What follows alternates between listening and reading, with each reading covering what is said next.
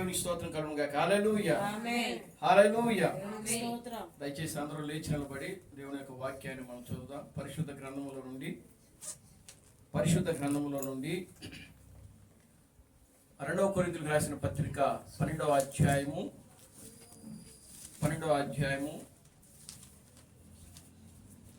6-7 వచనాలు మనం చదువుతాం, లేదా మొదటి నుంచి మనం చదువుతాం. మొదటి నుంచి 7 వచనాలు. అతిశయపడుట నాకు తగదు, కానీ అతిశయపడవలసి వచ్చినది. ప్రభు దర్శనములను గూర్చి ప్రత్యక్షతలను గూర్చి చెప్పుదును. క్రీస్తునందున్న ఒక మనుషుని నేను ఎరుగుదును. అతడు 14 సంవత్సరముల కిందట మూడవ ఆకాశమునకు కొనుపోబడెను. అతడు శరీరముతో కొనుపోబడెను నేను ఎరుగను.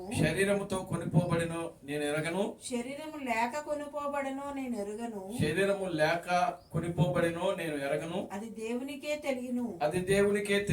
అట్టి మనుషుని నేను ఎరుగుదును. అతడు పరదేశంలోనికి కొనుపోబడి వచింప సఖ్యము కాని మాటలు వినెను. చాలండి.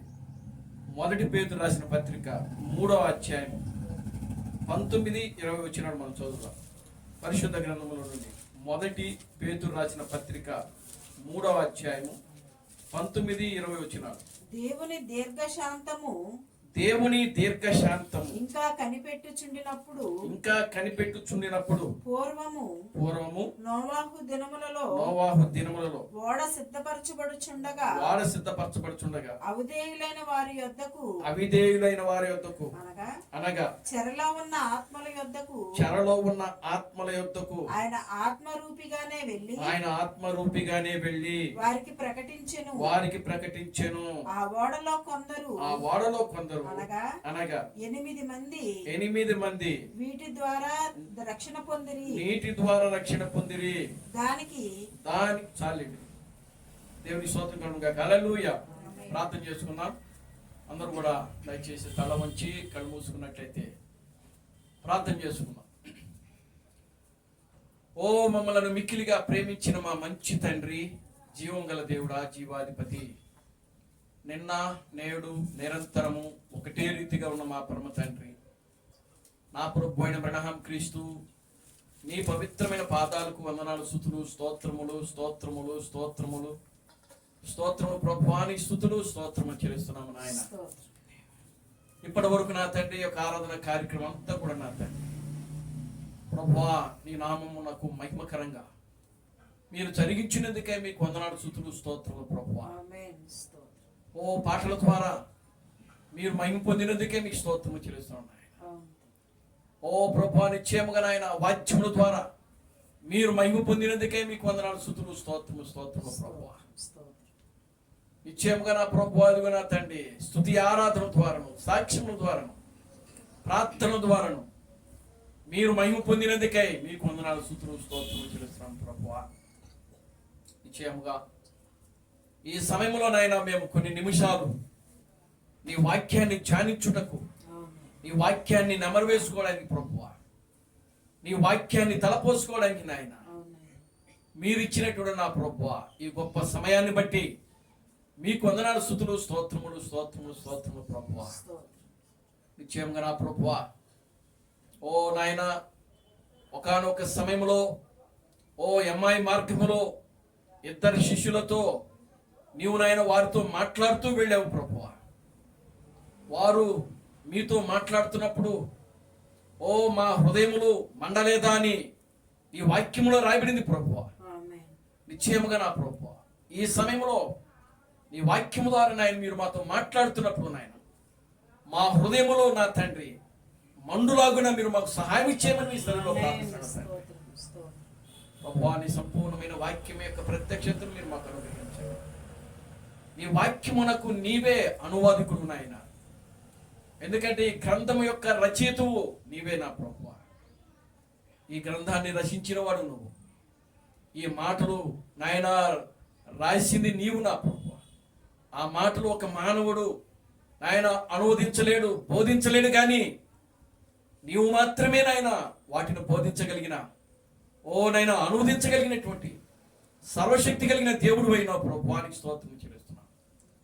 నిశ్చయంగా ఈ మధ్యాహ్న సమయంలో మీరు నా తండ్రిని వాక్యం అనే పస్కాను మాకు విరచి వడ్డించి సమస్త ఘనత మహిమను మీరు తెచ్చుకోమని జీవం కలిగిన నా ప్రభు అయిన క్రీస్తు ప్రణామనుడి సర్వశక్తి కలిగిన నామములో ప్రార్థించి స్తుతించి వేడుకొనుచున్నాము. ఆమేన్. అందరూ కూర్చోండి.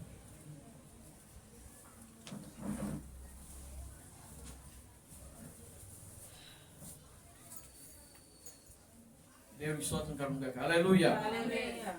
ఆమేన్. హల్లెలూయా. మన ప్రభువును రక్షకుడును విమోచకుడైన ప్రభు అయిన క్రీస్తు ప్రణామక నామములో మీ అందరికి నా వందనాలండి. అందరికి వందనాలు. దేవుడు గడచినటువంటి ఆదివారం నుంచి నేటి ఆదివారపు ఆరాధన కార్యక్రమం వరకు కూడా దేవుడు మనలను కాపాడి, మనల్ని రక్షించి, మనల్ని బ్రతికించి, మనలను ఆయన సజీవులుగా ఉంచుతున్నాడు. దేవునికి స్తోత్రం కలుగును గాక. హల్లెలూయా. ఆమేన్. హల్లెలూయా. ఎంతో మందికి లేని భాగ్యమును దేవుడు మనకు అనుగ్రహిస్తా ఉన్నాడు. ఆయన స్తోత్రం కలుగును గాక. హల్లెలూయా. ఈ దినమును చూడాలని అనేక మంది బిడ్డలు పిల్లరా ఆశపడ్డారు, కానీ దేవుడు వారికి ఆ సమయం ఇవ్వలేదు. అనేక మంది బిడ్డలు మరణించారు. అనేక మంది బిడ్డలు రోగాలతో, బలహీనతలతో హాస్పిటల్లో ఉంటున్నారు. కొంతమంది పిల్లరా గమనించండి, యాక్సిడెంట్లు అయి కోమాలో ఉంటున్నారు. అటు జీవమునకు ఇటు మరణమునకు మధ్యలో వాళ్ళు ఏం చేస్తున్నారంటే పోరాడుతూ ఉన్నారు. దేవుని స్తోత్రం కలుగును గాక. హల్లెలూయా.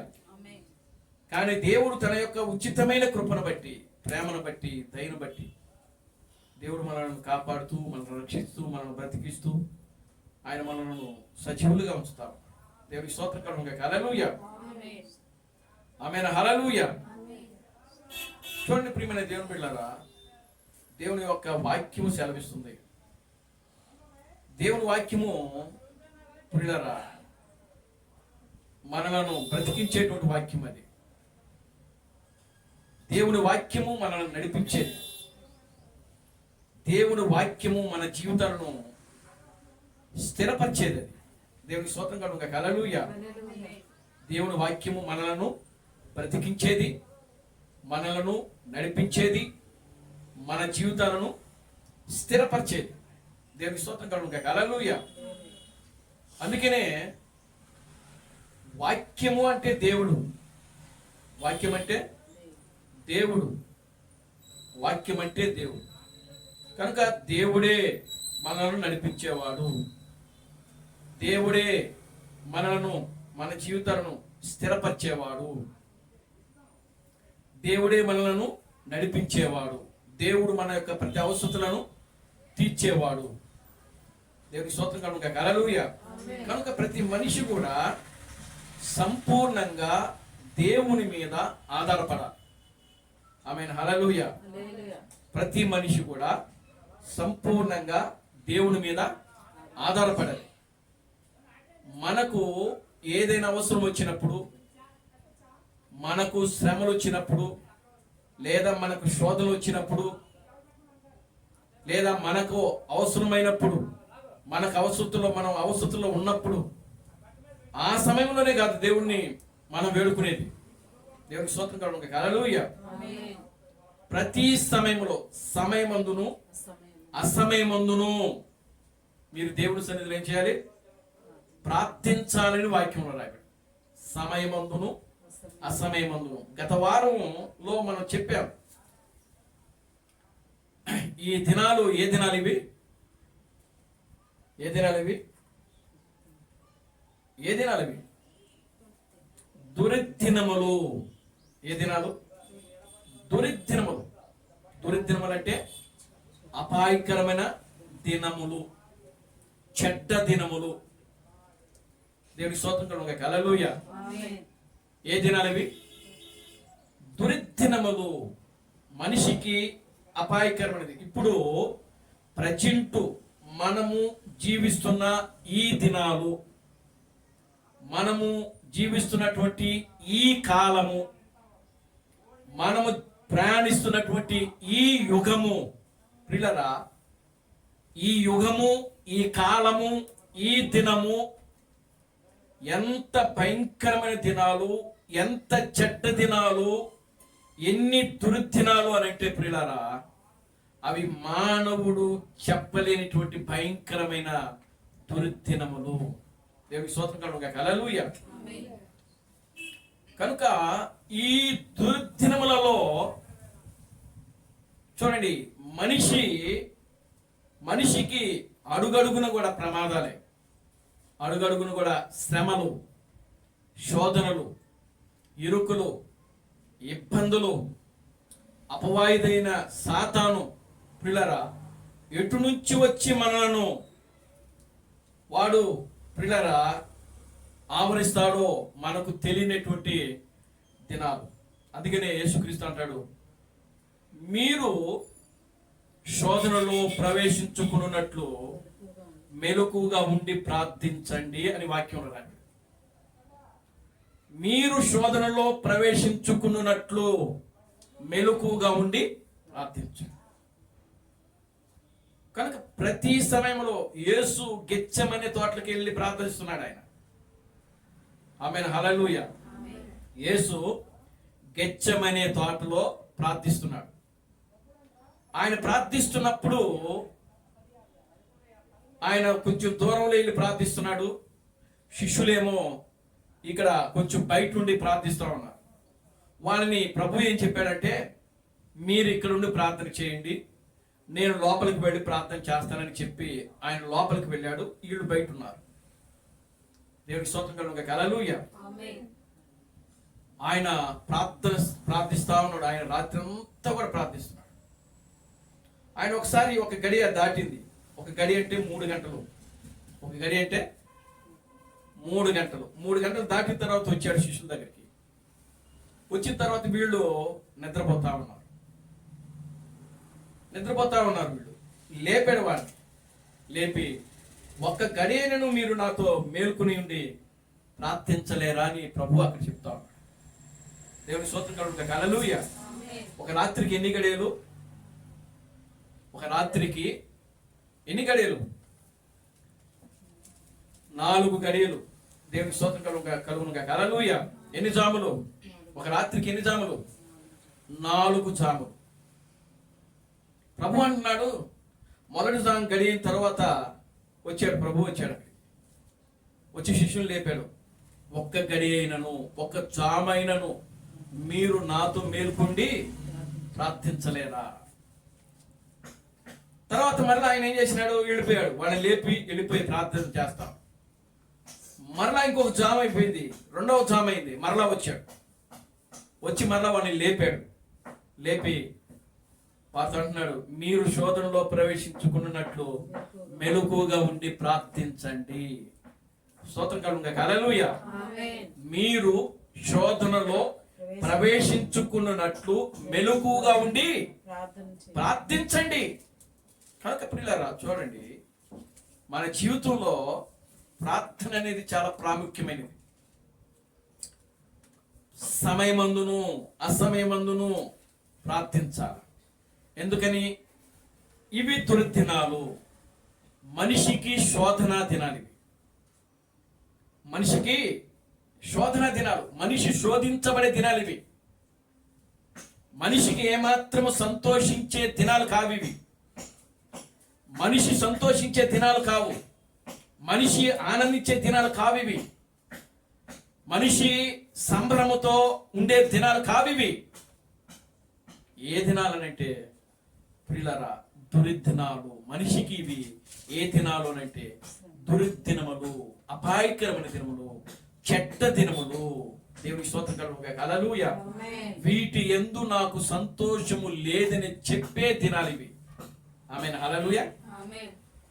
వీటి యందు నాకు సంతోషము లేదు అని చెప్పే దినాలు ఇవి. దేవుని స్తోత్రం కలుగును గాక. హల్లెలూయా. ఏంటవి?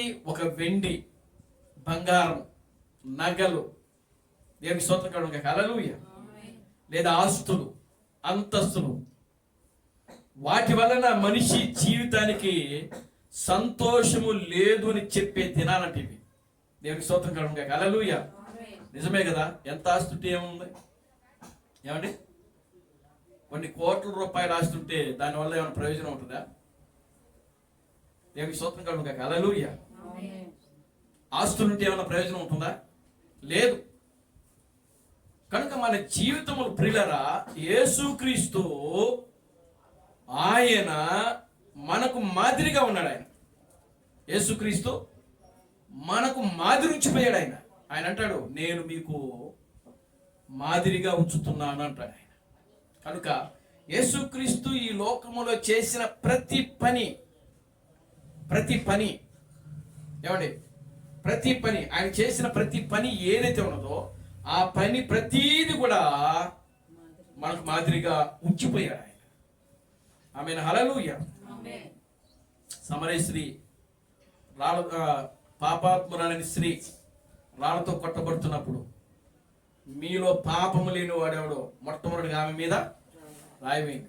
దేవునికి స్తోత్రం కలుగును గాక. హల్లెలూయా. ప్రేమ చూపించాడు ఆయన. ఆమెను. హల్లెలూయా. ఈ పరిశుద్ధ గ్రంథము ప్రియులారా, ఇది ఒక ప్రేమ గ్రంథం. ఇది ప్రపంచంలో అనేక గ్రంథాలు ఉన్నాయి. దేవునికి స్తోత్రం కలుగును గాక. హల్లెలూయా. ప్రపంచంలో అనేక గ్రంథాలు ఉన్నాయి, కానీ ఏ గ్రంథము ప్రేమ గురించి చెప్పలేదు. కానీ ప్రేమ గురించి ప్రేమించండి, నిన్ను వలె నీ పొరుగు వారిని ప్రేమించండి అని చెప్పిన గ్రంథము ఈ ప్రపంచంలో ఏదైనా ఉన్నది అని అంటే అది ఈ పరిశుద్ధ గ్రంథము బైబిల్ తప్ప వేరొక గ్రంథము లేదని మనం తెలుసుకోవాలి. దేవుని స్తోత్రం కలుగును గాక. హల్లెలూయా. కొన్ని లక్షల గ్రంథాలు ఉన్నాయి ఈ ప్రపంచంలో, కానీ ఏ గ్రంథము కూడా నిన్ను వలె నీ పొరుగు వారిని ప్రేమించండి అని చెప్పిన గ్రంథము ఈ చరిత్రలో లేదు. అలా చెప్పిన గ్రంథము ఏదైనా ఉంది అని అంటే అది ఒక బైబిల్ పరిశుద్ధ గ్రంథం తప్ప వేరొక గ్రంథము లేదు. కనుక ప్రియమైన దేవుని బిడ్డలారా, బైబిల్లో ఉన్న దేవుడు ప్రేమ కలిగిన దేవుడు. ఆయన బైబిల్లో ఉన్న దేవుడు జాలి కలిగిన దేవుడు, దీర్ఘశాంతం గలవాడు, దయ కలిగిన వాడు. దేవునికి స్తోత్రం కలుగును గాక. హల్లెలూయా. వ్యభిచారులు ప్రేమించినోడు ఆయన, కుష్ఠు రోగులను ప్రేమించినోడు ఆయన. దేవునికి స్తోత్రం కలుగును గాక. హల్లెలూయా. కనుక ఇది ఒక ప్రేమ గ్రంథం ఇది. కనుక ఈ గ్రంథమే మనకు మాదిరి. ఆమేన్. హల్లెలూయా. ఈ గ్రంథమే దేవుడు. ఈరోజు ప్రియులారా, ఒకప్పుడు గ్రంథంగా ఉంది. ఆ గ్రంథములో రాయబడిన వ్యక్తులందరూ కూడా క్రమంగా వచ్చినప్పుడు ఆ వాక్యం వారి జీవితంలో నెరవేర్పు చేయబడుతుంది. ఈ చివరి దినాల్లో దేవుడు మనలను ఈ భూమి మీదకి తీసుకుని వచ్చాడు. దేవునికి స్తోత్రం కలుగును గాక. హల్లెలూయా.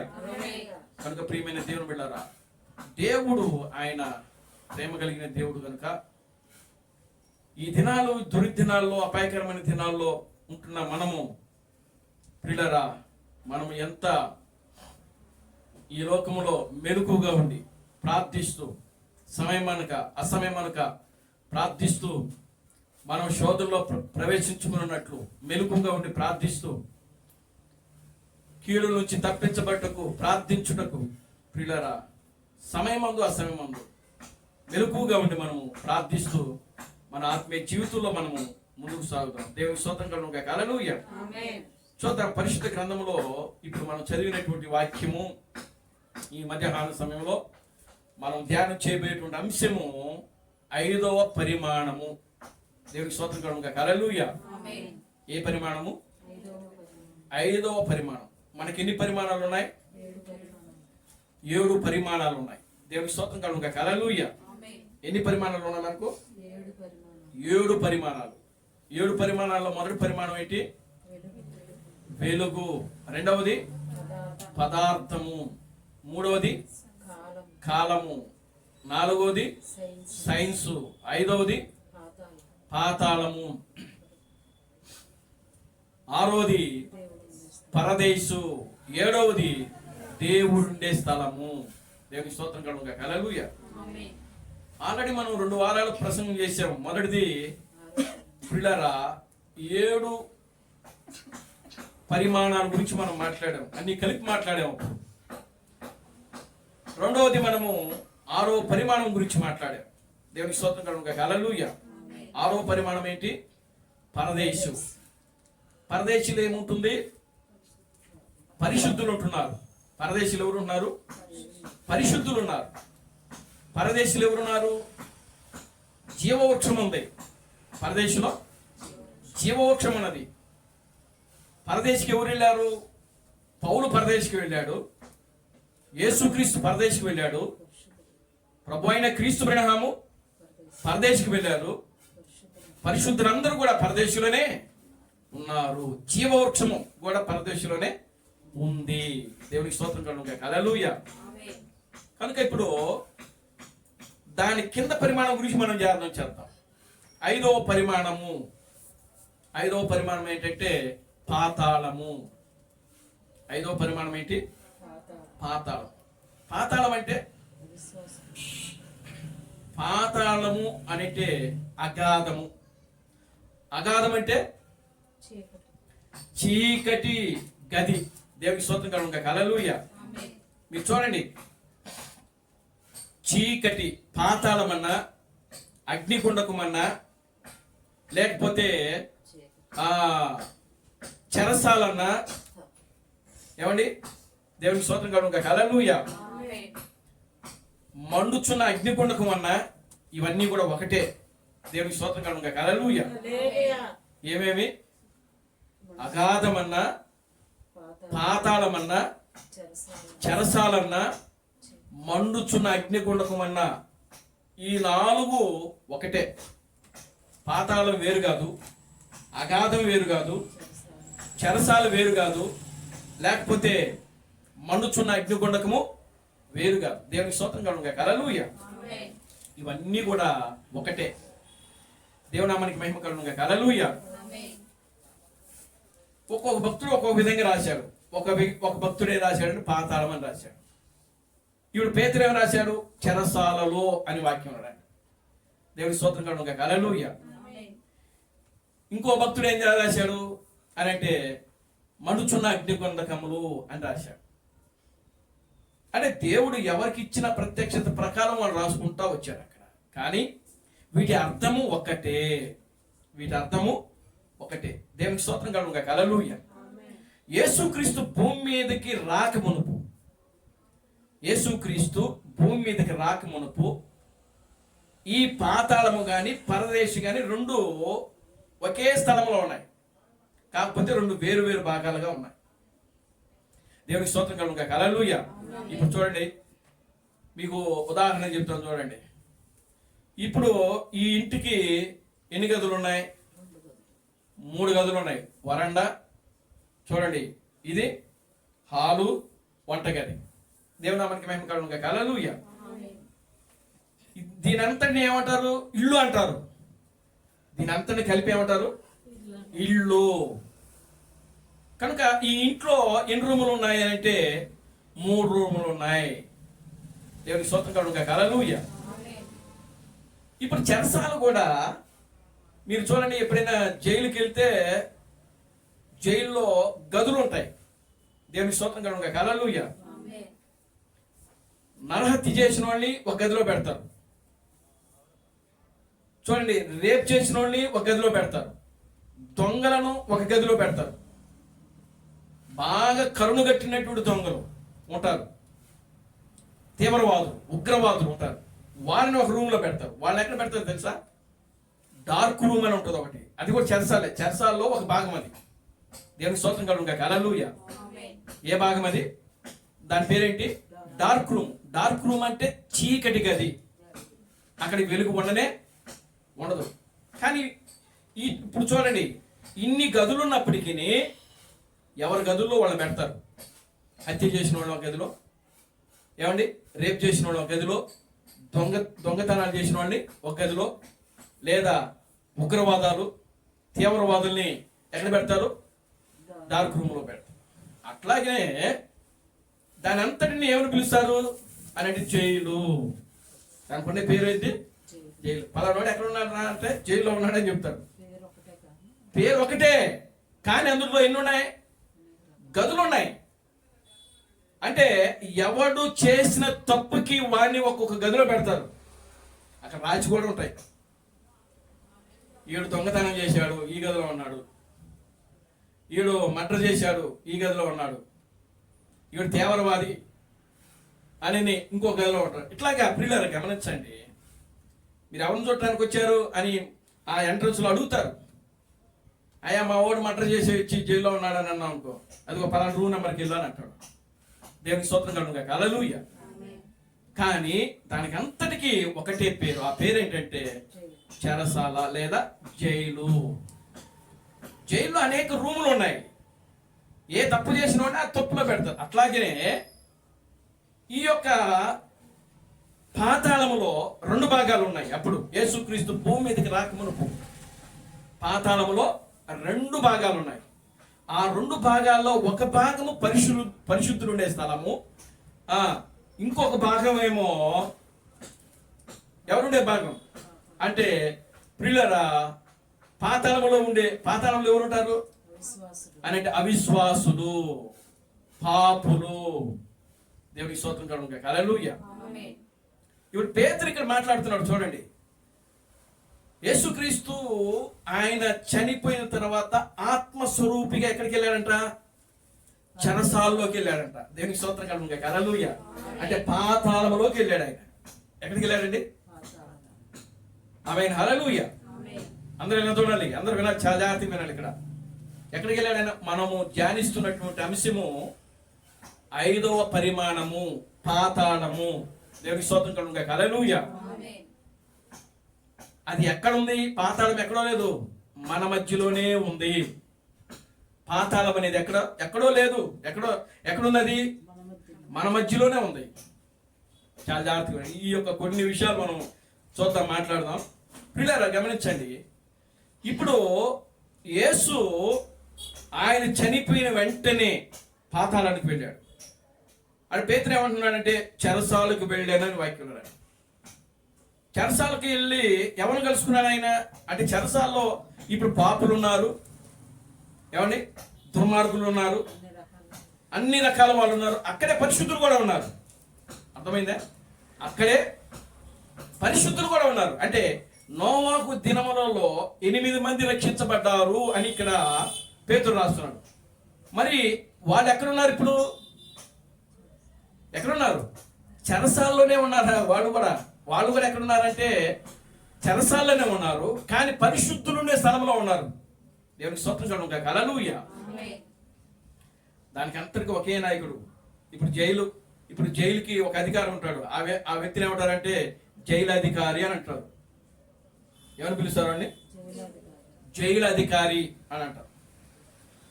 మనం డైరెక్ట్గా జైల్లోకి వెళ్ళటానికి కుదరదు. జైలు యొక్క అధికారి యొక్క పర్మిషన్ తీసుకొని జైల్లోకి వెళ్ళాలా మనం ఎవరైనా చూడాలంటే. ఒకవేళ మన బంధువులు ఎవరైనా పొరపాటున జైల్లో ఉంటే మనం ఆ వ్యక్తిని కలుసుకోవాలని అంటే మన ముందు ఎవరిని కలవాలి? జైలు అధికారిని మనం కలవాలి. ఆయన పర్మిషన్ తీసుకోవాలి. ఆయన పర్మిషన్ ఉంటేనే మనం లోపలికి వెళ్ళాలి. లేకపోతే ఎవరు కూడా మనలోనే లోపలికి రానిరు. దేవునికి స్తోత్రం కలుగును గాక. హల్లెలూయా. ఇప్పుడు ఆ పరిశుద్ధులకి లేదా పాపాత్ములేమో ఒక భాగంలో ఉన్నారు, పరిశుద్ధులేమో మరొక భాగంలో ఉన్నారు. ఈ పాపాత్ములకి ఈ పరిశుద్ధులకి కాపలా ఎవడో తెలుసా? అపవాది. వాడు జైలు అధికారి. దేవునికి స్తోత్రం కలుగును గాక. హల్లెలూయా. జైలు అధికారి ఎవరు? దేవుని నామానికి మహిమ కలుగును గాక. హల్లెలూయా. పాతాళానికి అధికారి ఎవరు? అపవాది. పాతాళానికి అధికారి ఎవరండి? అపవాది. వాడే జైలు అధికారి. దేవునికి స్తోత్రం కలుగును గాక. హల్లెలూయా. చూడండి, అగ్నిగుండకానికి వాడే అధికారి. దేవుని నామానికి మహిమ కలుగును గాక. హల్లెలూయా. చెరసాలకు వాడే అధికారి. Glory to God. హల్లెలూయా. ఇప్పుడు యేసు ఎప్పుడైతే చనిపోయాడో ఒక రోజు మాట్లాడుకున్నాం మనం. వాడు యేసు ఆ సిలువలో ఆయన మాట్లాడుతున్నప్పుడు, ఆ 7 మాటలు మాట్లాడుతున్నప్పుడు వీడెళ్ళి ఆ చెవిలో చెప్తున్నాడంట, ఇప్పుడు నువ్వు ఎక్కడికి వస్తావు? చెరసాల్లోకి వస్తావు కదా. దేవునికి స్తోత్రం కలుగును గాక. హల్లెలూయా. యేసు ఎక్కడికి వెళ్తాడంట? వాడికి తెలుసు. ఎందుకని చెరసాల్లో ఎవరున్నారు? చెరసాల్లో ఎవరున్నారు అని అంటే పరిశుద్ధులు ఉన్నారు. దేవునికి స్తోత్రం కలుగును గాక. హల్లెలూయా. ఇప్పుడు ఆయన ఎవరిని కలుసుకోవాలి? పరిశుద్ధులు కలుసుకోవాలి. ఆ 8 మందిని కలుసుకోవాలి. ఆయన నోవాహు దినాల్లో 8 మంది ఉన్నారు కదా రక్షింపబడిన వాళ్ళు. వాళ్ళు కలుసుకోవాలి. వాళ్ళు ఎందుకు చెరసాల్లో ఉన్నారు అని అంటే అప్పటికి ఇంకా వాళ్ళ కోసము రక్తము చిందించబడలేదు. ఆమేన్. హల్లెలూయా. వాళ్ళు ఏ రక్తం కింద ఉన్నారనంటే ఎడ్ల యొక్క రక్తము కింద, గొర్రెల యొక్క రక్తము కింద ఉన్నారు. కానీ సర్వ మానవాళి కోసము నిజమైనటువంటి గొర్రె పిల్ల వచ్చి వాళ్ళు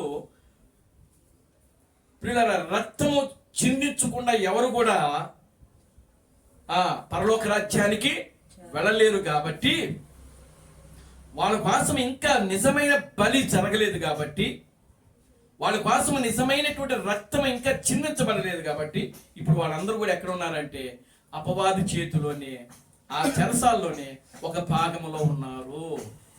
అర్థమవుతుందండి? దేవుడి స్తోత్రం కలుగును గాక. హల్లెలూయా. ఆమేన్. హల్లెలూయా. చూడండి ప్రియులారా, ఇప్పుడు వాడు యేసు క్రీస్తు ప్రణాయం చెప్తున్నాడు. ఆయన ఆ యొక్క సిలువలో ఉన్నప్పుడు 7 మాటలు పలుకుతా ఉన్నాడు. ఆయన వేదన అనుభవిస్తున్నాడు, బాధను అనుభవిస్తున్నాడు. భయంకరమైన ఎండలో మిట్ట మధ్యాహ్నము ఆయన్ను నగ్నంగా సిలువేశారు. దేవునికి స్తోత్రం కలుగును గాక. హల్లెలూయా. చెమట రక్తంగా మారి కారిపోతా ఉన్నది. దేవుని నామానికి మహిమ కలుగును గాక. హల్లెలూయా. అప్పుడు వీడు చెవిలోకి వెళ్ళి చెవిలో చెప్తా ఉన్నాడు, మాట్లాడుతా ఉన్నాడు అపవాది. ఇప్పుడు నువ్వు చనిపోతావు, నువ్వు చనిపోయి ఎక్కడికి వస్తావని అంటే ఇదిగో చెరసాల్లోకి వస్తావు, పాతాళానికి వస్తావు. అప్పుడు నేను నిన్ను బంధిస్తాను. దేవునికి స్తోత్రం కలుగును గాక. హల్లెలూయా. ఎవరిని బంధిస్తుందంట? యేసును. దేవుని నామానికి మహిమ కలుగును గాక. హల్లెలూయా. ప్రియులారా గమనించండి, ఇప్పుడు యేసు మరణించగానే ఎక్కడికి వెళ్ళాడు అని అంటే చెరసాలకి, పాతాళంలోకి వెళ్ళాడు. దేవుని నామానికి మహిమ కలుగును గాక. హల్లెలూయా. ఇప్పుడు పాతాళంలోకి ఆయన వెళ్ళిన ఆ రూము ఎవరు రూములోకి వెళ్ళాడు అని అంటే ఆది కాండము నుంచి ప్రియులారా మలాకి వరకు ప్రియులారా ఆయా కాలములలో ఆయా ప్రవక్తలు ఎవరైతే ప్రియులారా నమ్ముతూ ఉన్నారు, ప్రవక్తలను నమ్మి వారిచ్చినటువంటి వర్తమానాన్ని నమ్మి ఎవరైతే జీవిస్తున్నారో వాళ్ళ దగ్గరికి వెళ్ళాడు ఆయన. దేవునికి స్తోత్రం కలుగును గాక. హల్లెలూయా. ఆమేన్. హల్లెలూయా. ఎవరి దగ్గరికి వెళ్ళాడు ఆయన? పరిశుద్ధుల దగ్గరికి వెళ్ళాడు ఆయన. అపవాది దగ్గరికి వెళ్ళలేదు, లేదా పాపుల దగ్గరికి వెళ్ళలేదు యేసుక్రీస్తు అక్కడికి. ఆయన ఎక్కడికి వెళ్ళాడు అని అంటే అబ్రహాము యొక్క సంతానం ఏదైతే ఉన్నదో అబ్రహాము యొక్క సంతానం దగ్గరికి వెళ్ళాడు ఆయన. దేవునికి స్తోత్రం కలుగును గాక. హల్లెలూయా. ఆయన పాతాళంలోకి ఎవరి దగ్గరికి వెళ్ళాడు అంటే ఆదాము యొక్క సంతానం ఏదైతే ఉన్నదో ఆ ఆదాము సంతానం దగ్గరికి వెళ్ళాడు ఆయన. దేవునికి స్తోత్రం కలుగును గాక. హల్లెలూయా. హేబేలు దగ్గరికి వెళ్ళాడు యేసుక్రీస్తు. హేబేలు, ఇదిగో నువ్వు బలిపీఠం కట్టే కదా, ఆ బలి మీద ఒక గొర్రె పిల్లను వధించావే, ఆ గొర్రె పిల్ల ఎవరో కాదు నేనే అని చెప్పుకున్నాడు ఆయన. హేబేలు దగ్గరికి వెళ్ళాడు. అబ్రహాం దగ్గరికి వెళ్ళాడు. అబ్రహామా, ఇదిగో నీవు నీ కుమారునికి బదులుగా ఒక గొర్రె పిల్లను వధించావు కదా, ఆ గొర్రె పిల్ల ఎవరో కాదు నేనే. దేవునికి స్తోత్రం కలుగును గాక. హల్లెలూయా. ఆ పాతాళములో పరిశుద్ధుల దగ్గరికి వెళ్ళి ఆ పరిశుద్ధులందరికీ తనను తాను ప్రవక్తుల యొక్క లేఖనాలు ఆయన గురించి ఏవైతే బయలుపరచబడి ఉన్నాయో, రాయబడి ఉన్నాయో ఆ లేఖనాలన్నీ కూడా ఆయన ఆ పరిశుద్ధుల దగ్గరికి వెళ్ళి చూపించుకున్నాడు. కనుక ఇప్పుడు మీరు ఇదిగో ఈ పాతాళములో ఈ చెరలో ఉండవలసిన అవసరం లేదని చెప్పి ఆ పరిశుద్ధులు ఉన్నటువంటి ఆ పరిశుద్ధుల్ని ఆ చెరగా పట్టుకుని వెళ్ళి ఎక్కడ పెట్టాడంటే మధ్యాకాశములో పెట్టాడు. దానినే పరదేశు. దేవునికి స్తోత్రం కలుగును గాక. హల్లెలూయా. దానినే ఇప్పుడు ఆ చెరతో ఆ యొక్క చెర రెండవ భాగం ఏంటి? ఒక భాగమేమో పరిశుద్ధులు ఉండేది, మరొక భాగము పాపులు ఉండే స్థలం అది, దుర్మార్గులు ఉండే స్థలము, అపవిత్రులు ఉండే స్థలం అది, పాతాళము. ఆ పాతాళాన్ని ఎక్కడ పెట్టాడంటే పరదేశికి కింద 5వ పరిమాణంలో పెట్టాడు. ఈ రెండు ఎక్కడ ఉన్నాయంటే మధ్యాకాశంలోనే ఉన్నాయి. దేవునికి స్తోత్రం కలుగుగా. హల్లెలూయా. పాతాళము గాని పరదేశి గాని ఎక్కడ ఉన్నాయి? మధ్యాకాశంలో. అందుకనే బైబిల్లో మనం చదివితే ప్రియులారా గమనించండి, సౌలుకు దురాత్మ ఎక్కడి నుంచి వచ్చింది అనంటే దేవుని సన్నిధిలో నుంచి దురాత్మ వచ్చిందంట. దేవునికి స్తోత్రం కలుగుగా. హల్లెలూయా. ఎక్కడి నుంచి వచ్చింది? దేవుని యొక్క సన్నిధిలో నుండి దురాత్మ ఒకటి వచ్చి ఎవరి మీదకి వాలింది? సౌలు మీదకి వాలిందంట. ఆమేన్. హల్లెలూయా. అంటే ఇప్పుడు దేవుడి యొక్క సన్నిధిని ఆనుకొని ఉంది ఏది అనంటే పాతాళము. దేవునికి స్తోత్రం కలుగుగా. హల్లెలూయా. ఇప్పుడు ఈ పాతాళంలో ఉన్నటువంటి ఒక దెయ్యానికి ప్రభు ఆజ్ఞాపించినప్పుడు ఆ దురాత్మ ఏదైతే ఉన్నదో అది వెళ్ళి సౌలు మీద పట్టుకునేది, సౌలును పట్టుకునేది అనమాట. సౌలులో తుడేది. దేవుని నామానికి మహిమ కలుగుగా. హల్లెలూయా. గోరుడు గారు. హల్లెలూయా. కనుక ప్రియులారా గమనించండి, యెహోవా యొక్క సన్నిధిలో నుండి దురాత్మ ఒకటి బయలుదేరి సౌలును పట్టుకుని సౌలును ఆవరించెను. ప్రియులారా అంటే దాని అర్థం ఏంటంటే అది ఎక్కడి నుంచి వస్తుందని అంటే పాతాళంలో నుంచి వస్తుంది. పాతాళం ఎక్కడుందనంటే పరదేశిని ఆనుకునే ఉన్నది, 5వ పరిమాణంలో ఉన్నది, మధ్యాకాశములో ఉన్నది. అర్థమైందండి ఇప్పుడు మీకు? దేవునికి స్తోత్రం కలుగుగా. హల్లెలూయా. కనుక ఇప్పుడు దేవుడు ఎక్కడున్నాడు? 7వ పరిమాణంలో నుంచి 5వ పరిమాణంలో ఉన్నటువంటి దురాత్మతో మాట్లాడాడు ఆయన. అర్థమైంది మీకు? దేవునికి స్తోత్రం కలుగుగా. హల్లెలూయా. ఆయన ఎక్కడైనా ఉండి మాట్లాడగలడు. ఆయన ఆకాశంలో ఉండి మాట్లాడగలడు, భూమి మీద నుండి ఆకాశంలో ఉన్న వారితో మాట్లాడగలడు, లేదా ఆకాశంలో ఉండి భూమి మీద ఉన్న వారితో మాట్లాడగలడు. అది దేవుడు అంటే. దేవునికి స్తోత్రం కలుగుగా. హల్లెలూయా. ఆమేన్. హల్లెలూయా. కనుక ప్రియమైన దేవుని బిడ్డలారా గమనించండి, దేవుడు ఇక్కడ ఆయన ఏం చేస్తున్నాడు అంటే ఈ పాతాళాన్ని, ఈ చరణం పాతాళాన్ని తీసుకుని ఎక్కడ పెట్టాడంటే 5వ పరిమాణంలో పెట్టాడు. 5వ పరిమాణమే పాతాళము. ఇప్పుడు ఈ పాతాళంలో ఎవరు ఉంటున్నారు? దేవుని స్తోత్రం కలుగుగా. హల్లెలూయా. పాతాళం అంటే అగాధము. ముందు మీరు బాగా నేర్చుకోవాల్సింది, ముందు పాతాళమన్నా అగాధమన్నా చెరన్నా మండుచున్న అగ్నిగుండకాలన్నా ఇవన్నీ కూడా ఒకటే. ఇవన్నీ కూడా ఒకటే. దేవుని నామానికి మహిమ కలుగుగా. హల్లెలూయా. కనుక ఇప్పుడు చూడండి, ఈ పాతాళములో పిల్లరా ఎవరు ఉంటున్నారు? చూడండి ప్రకటన గ్రంథము. దేవుని నామానికి మహిమ కలుగుగా. Hallelujah. Glory to God. Hallelujah. అసలు ఈ పాతాళానికి ముందు చూడండి ఎవరు ముందు? అసలు ఈ అపవాది అసలు పాతాళానికి ఎందుకు వచ్చింది అసలు ముందు? దేవునికి స్తోత్రం కలుగుగా. హల్లెలూయా. ఆమేన్. హల్లెలూయా. దేవుడు అపవాదికి ఒక సామ్రాజ్యాన్ని సృష్టించాడు దేవుడే. ఆమేన్. హల్లెలూయా. ఎవరికండి? అపవాదికి. Glory to God. హల్లెలూయా. చూడండి ఆదికాండము 1వ అధ్యాయం 2వ వచనం ఒకసారి చదవండి. దయ్యము బాగా గలిబిలి చేస్తాం. దేవునామానికి మహిమ కలుగుగా. హల్లెలూయా. ఆదియందు దేవుడు భూమి ఆకాశములను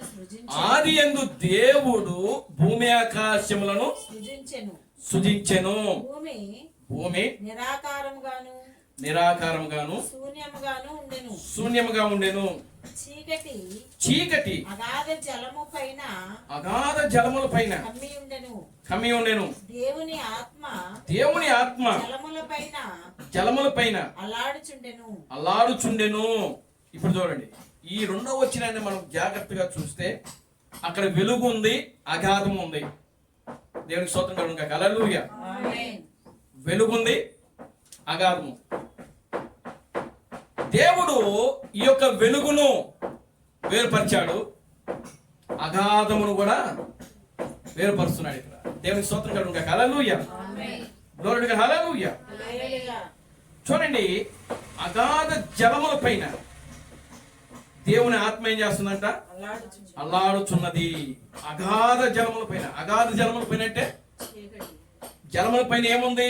చీకటి ఉంది. అది ఆ చీకటి ఎలా ఉంది? ఒక అగాధముగా ఉందంట.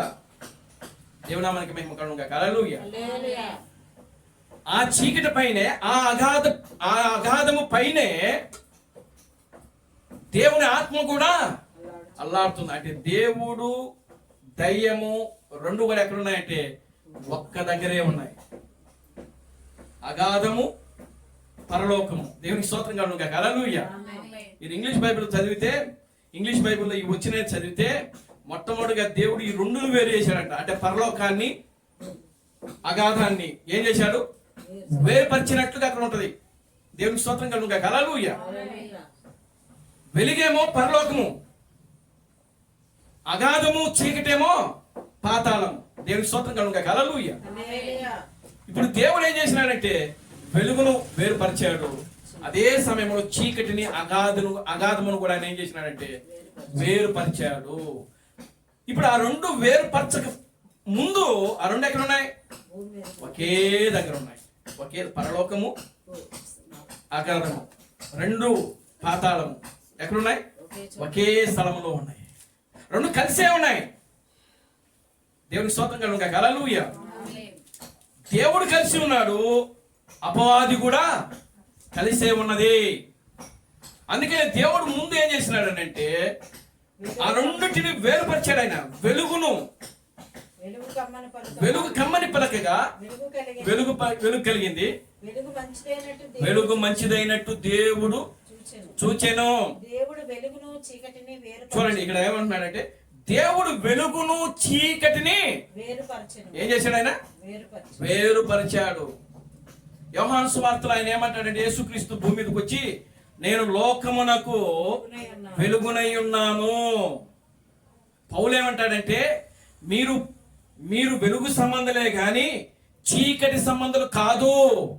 మీరు పగటివారే గాని రాత్రి సంబంధులు కాదు. దేవునికి స్తోత్రం చెప్పండి, హల్లెలూయా. గ్లోరీ టు గాడ్, హల్లెలూయా. ఈ ప్రకృతిలోనే దేవుడు పరలోకాన్ని, పాతాళాన్ని ఉంచాడు. ఆయన దేవునామానికి మహిమ కలుగును గాక, హల్లెలూయా. ఈ ప్రకృతిలోనే మనకు అర్థం కావట్లా. ఏమండి, మనకు అర్థం కావట్లా. దేవునికి స్తోత్రం కలుగును గాక, హల్లెలూయా. నిజంగా ఒక మనిషికి అది అర్థం కాదు, కానీ దేవుని పిల్లలకు, దేవుని బిడ్డలకు అది ఖచ్చితంగా అర్థమవుతుంది.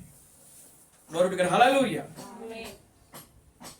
దేవుడు మొట్టమొదటిగా ఆయన దయ్యము, అపవాది ఈ రెండు కూడా ఒకే స్థలంలో ఉన్నాయి. దేవుడు, అపవాది రెండు ఒక స్థలంలో ఉన్నాయి. దేవునికి స్తోత్రం కలుగును గాక, హల్లెలూయా. చూడండి, యెహెజ్కేలు గ్రంథము చూడండి, ఒక మాట మనం చదువుతాం. యెహెజ్కేలు గ్రంథము 28వ అధ్యాయం 11వ వచనం.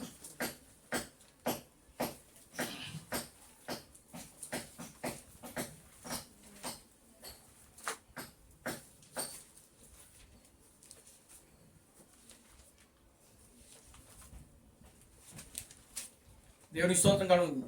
తీయండి, తొందరగా తీసి చదవండి. యెహెజ్కేలు గ్రంథము 28వ అధ్యాయం 11 నుంచి 14 వచ్చిన. మరియు యెహోవా వాక్కు నాకు ప్రత్యక్షమై ఇలాగు సెలవిచ్చెను, నరపుత్రుడా, తూరు రాజును గూర్చి అంగలార్పు వచ్చిన మెత్తి ఇలాగు ప్రకటింపుము. ప్రభువైన యెహోవా సెలవిచ్చినదేమనగా, పూర్ణ జ్ఞానమును సంపూర్ణ సౌందర్యము గల సంపూర్ణ సౌందర్యము గల కట్టడమునకు మాదిరివి దేవుని తోటయు ఏదెనులో నీవుంటివి. మాణిక్యము వేదికము సూర్యకాంతమణి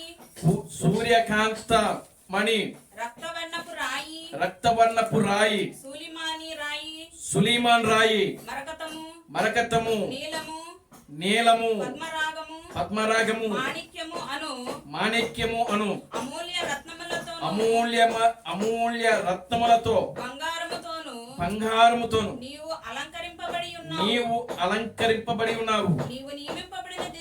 నీవు నియమింపబడిన దినమున పిల్లని గ్రోవి వాయించువారును నీకు సిద్ధమైరి. అభిషేకము నొందిన కెరూబువై నీవు ఆశ్రయముగా ఉంటివి. అందుకే నేను నిన్ను నియమించి తిని దేవునికి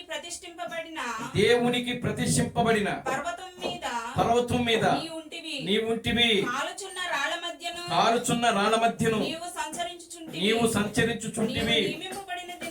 నీవు నియమింపబడిన దినమున మొదలుకొని పాపము నీ యందు కనబడ వరకు ప్రవర్తన విషయంలో నీవు యథార్థవంతుడుగా ఉంటివి. అయితే నీకు కలిగిన విస్తారమైన వర్తకము చేత లోపల నీవు అన్యాయము పెంచుకుని పాపము చేయుచు వచ్చింది. చాలండి. దేవునికి స్తోత్రం కలుగును గాక. హల్లెలూయా. ఎవరితను? అపవాది. దేవునికి స్తోత్రం కలుగును గాక. హల్లెలూయా. ఎవరండి ఇతను? అపవాది. అపవాది ఎక్కడుందంట? ఎదెనులో ఉందంట. దేవునికి స్తోత్రం కలుగును గాక. హల్లెలూయా. ఎదెనులో ఎవరున్నారు? అపవాది ఉంది, దేవుడు కూడా. అంటే ఈ రెండు ఎక్కడ ఉన్నాయి? ఒకే స్థలంలో ఉన్నాయి. దేవునికి స్తోత్రం చెప్పండి. హల్లెలూయా. గ్లోరీ టు హల్లెలూయా. అంటే అపవాదిలో, దురాత్మ దయ్యములో, సాతానుడులో, వాడిలో పాపము రాకమునుపు వాడు ఎక్కడున్నాడని అంటే దేవుని దగ్గరే ఉన్నాడు. దేవునికి స్తోత్రం కలుగును గాక. హల్లెలూయా. ఇప్పుడు చూడండి, యెషయా గ్రంథము 14వ అధ్యాయం. యెషయా గ్రంథము 14వ అధ్యాయం.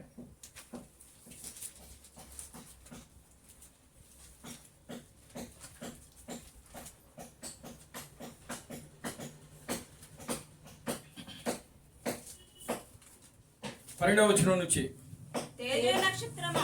తేజో నక్షత్రమా వేకువ చుక్క నీవు ఎట్లు ఆకాశము నుండి పడితివి. జనములను కొట్టిన నీవు నేలమట్టు వరకు ఎట్లు నరకబడితివి. నీవు ఆకాశమునకు ఎక్కిపోయేదను.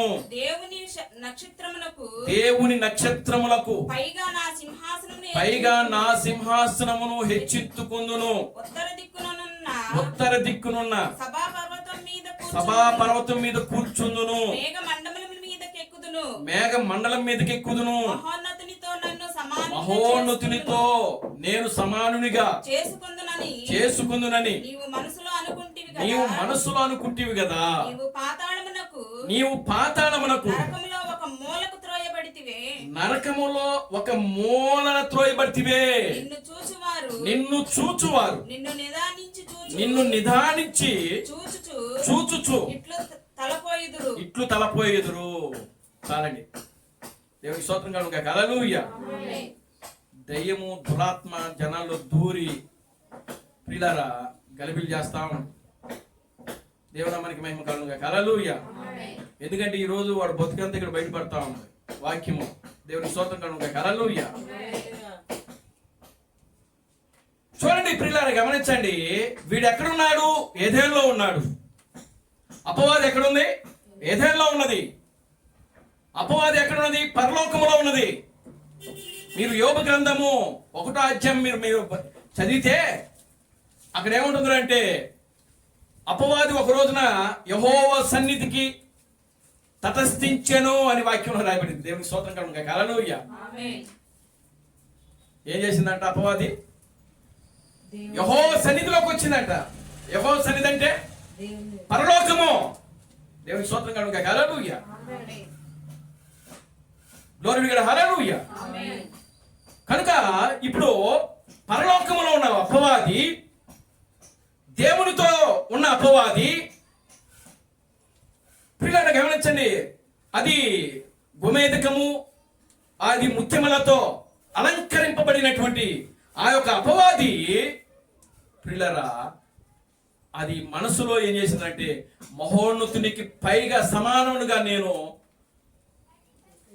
ఉండబోతున్నాను, ఉంటాను అని చెప్పి మనసులో అదేం చేసిందంట, హెచ్చించుకుందంట. ఎప్పుడైతే తన మనసులో అది హెచ్చించుకుందో, గర్వించిందో, పాపము తనలో ఎప్పుడైతే పుట్టిందో, అప్పుడు దేవుడు దాన్ని ఏం చేసినాడంటే పరలోకములో నుండి, ఏదేనులో నుండి ఎక్కడికి గెంటాడంటే భూమి మీదకి గెంటాడు. ఎక్కడికి వచ్చాడు ఇప్పుడు? దేవుని స్తోత్రం కలుగుగాక. హల్లెలూయా. పాతాళమునకు నీవు త్రోయబడితివి అని ఉంది అక్కడ. దేవుని స్తోత్రం కలుగుగాక. హల్లెలూయా. పాతాళం అంటే అగాధము, చీకటి. చెప్పే కదా, డార్క్ రూమ్ అనేది ఒకటి ఉంటుందని చెప్పే కదా. డార్క్ రూమ్ ని ఎవరిని పడేస్తారు? డార్క్ రూమ్ లో తీవ్రవాదుల్ని, దేశానికి పాడు చేసేవాడు ఉంటారు, తీవ్రవాదులు ఉంటారు కదా కొంతమంది. ఆ తీవ్రవాదులు దొరికినప్పుడు వాళ్ళు తీసుకెళ్ళి ఏం చేస్తుంది అంటే, వాళ్ళకి ఇంకేముండదు, కోర్టుకి హాజరుపరచడం ఏముండదు, ఇది తీసుకెళ్ళి డైరెక్ట్ గా ఎక్కడికి వేస్తారంటే చీకటి కొట్లో, డార్క్ రూమ్ లో పడేసేస్తారు తీవ్రవాదం. ఇప్పుడు వీడు మహా తీవ్రవాది. వీడు ఎవరు? అపవాది. వీడిని తీసుకొచ్చి ఎక్కడ పడేస్తున్నాడు దేవుడు? పాతాళము. పాతాళం అంటే డార్క్ రూము, చీకటి. దేవుని స్తోత్రం కలుగుగాక. హల్లెలూయా. నువ్వు పాతాళమునకు త్రోయబడితివే. నువ్వు ఎట్లా త్రోయబడ్డావు? నువ్వు ఎట్లా నరకబడ్డావు? దేవుని స్తోత్రం కలుగుగాక. హల్లెలూయా. కనుక పాతాళం అనేది ఎవరి కోసం సృష్టించబడింది? అది ఎవరి కోసము? చీకటి, పాపము అనేది ఎవరు అనంటే ప్రియులారా, అపవాది యొక్క అనుచరులు. చూడండి, ప్రకటన గ్రంథము 20వ అధ్యాయం. ప్రకటన గ్రంథము 20వ అధ్యాయం. ప్రకటన గ్రంథము 20వ అధ్యాయం.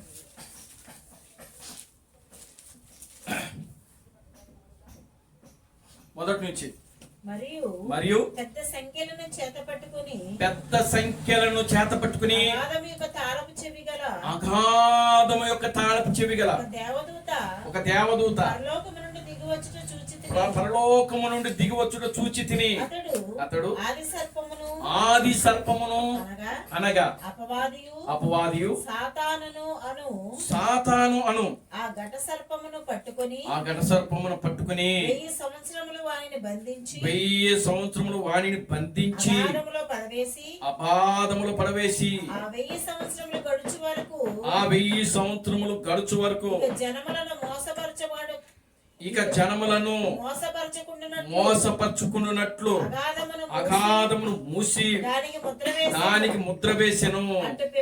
అటు పిమ్మట దేవుని స్తోత్రం కలుగుగాక. హల్లెలూయా. ఇప్పుడు అపవాది ఉండే స్థలం ఏదంటే దట్ ఈస్ డార్క్ స్థలం. అది దేవునామానికి మహిమ కలుగుగాక. హల్లెలూయా. ఏమండి? చూడండి, డార్క్ రూమ్ అది భయంకరమైన అగాధము. దేవుని స్తోత్రం కలుగుగాక. హల్లెలూయా. అసలు అది ఇంకా ఎట్లా ఉంటుంది అంటే దాన్ని అసలు మనం చెప్పలేము, దాన్ని వర్ణించలేము. దేవునామానికి మహిమ కలుగుగాక. హల్లెలూయా. దావీదు అంటాడు కదా, గాఢాంధకారము అంటాడు ఆయన. ఆమేన్. హల్లెలూయా. ఏమన్నాడైనా? గాఢాంధకారము. ఇదంతా ఏమైపోతుంది? ఒక అంధకారము అంటే ఒక చీకటి. అది ఒక భయంకరమైన కటికి చీకటి. దేవుడు దాన్ని తీసుకెళ్ళి ఎక్కడ వేస్తున్నాడంటే అక్కడే వేస్తున్నాడు. దేవుడు మనకి మహిమ కలుగుగాక. హల్లెలూయా. దేవుడు ఆయన అనంత జ్ఞాని. ఆయన ముందే తెలుసు. ఎందుకంటే ఆయన సృష్టికర్త. నేను దేవుడిని చూపించుకోవడం కోసం ఆయన చేసినాడు ఇదంతా. అసలు దేవుని నామానికి మహిమ కలుగుగాక. హల్లెలూయా. నేనే దేవుణ్ణి, నేను తప్ప వేరొక దేవుడు ఈ ప్రపంచానికి లేడని చెప్పడానికి దేవుడు ఇదంతా క్రియేట్ చేసుకుంటూ వచ్చాడు. ఆయన దేవునికి స్తోత్రం చెప్పండి. హల్లెలూయా. ఆమేన్. హల్లెలూయా. చెప్పండి. హల్లెలూయా.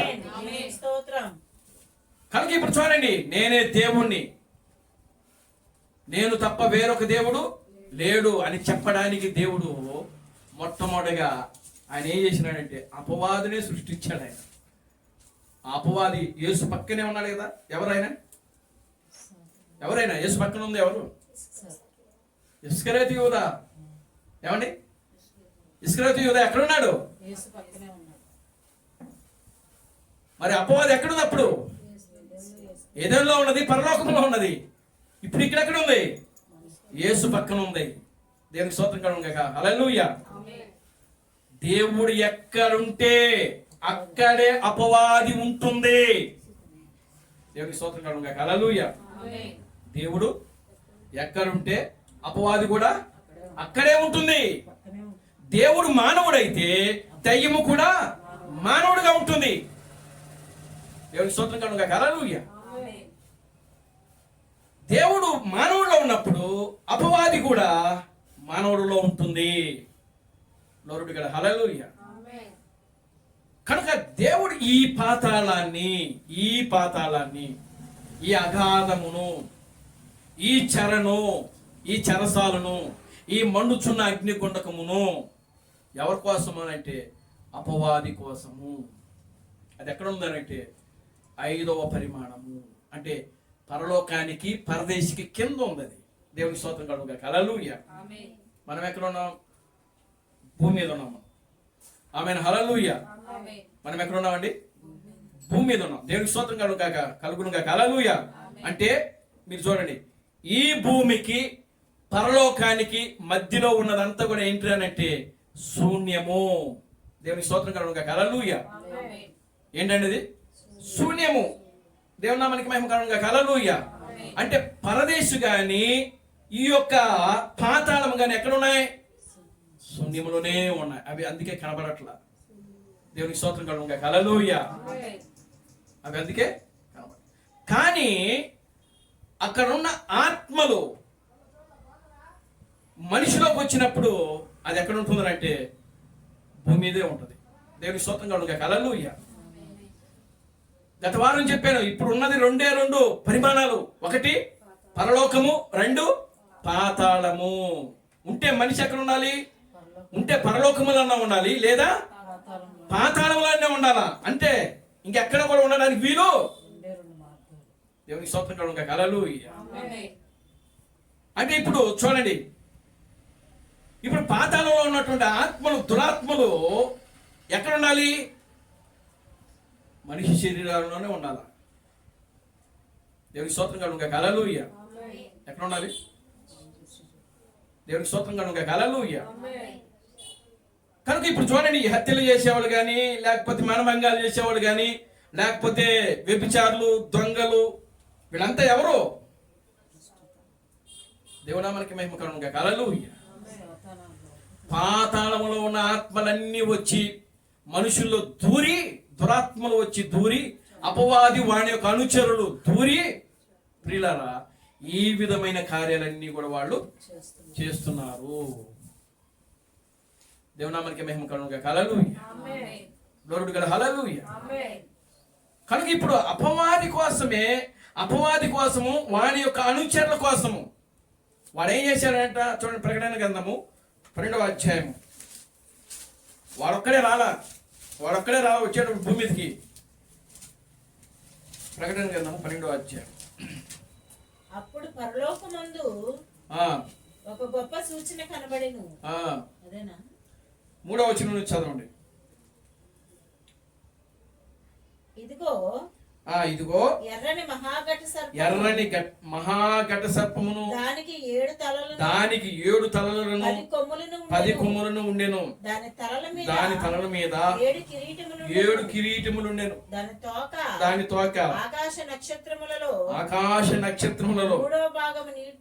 3వ భాగమును ఈడ్చి వాటిని భూమి మీద పడవేసెను. దేవునికి స్తోత్రం కలుగును గాక. హల్లెలూయా. ఏమండి, అదొక్కటే రాలా, ఇంకేమన్నా తీసుకొచ్చిందంట? దానితో కూడా దాని అనుచరులు భూమికి తీసుకొచ్చింది. ఆకాశ నక్షత్రాలు అంటే ఎవరు? దూతలు, వాడి సైన్యము. అపవాది యొక్క సైన్యము. దాని తోకతో ఏం చేసినాడంట? 3వ భాగాన్ని భూమికి తీసుకొచ్చిందంట. దేవునికి స్తోత్రం కలుగును గాక. హల్లెలూయా. అంటే ఇది దర్శనము. అంటే భూమి మీదకి రావడం అంటే దాని అర్థం ఏంటంటే ఎక్కడున్నారు వీళ్ళంతా కూడా? ఎక్కడున్నారు? 5వ పరిమాణంలోకి వచ్చేసేసారు. దేవునికి స్తోత్రం కలుగును. హల్లెలూయా, ఆమేన్, హల్లెలూయా.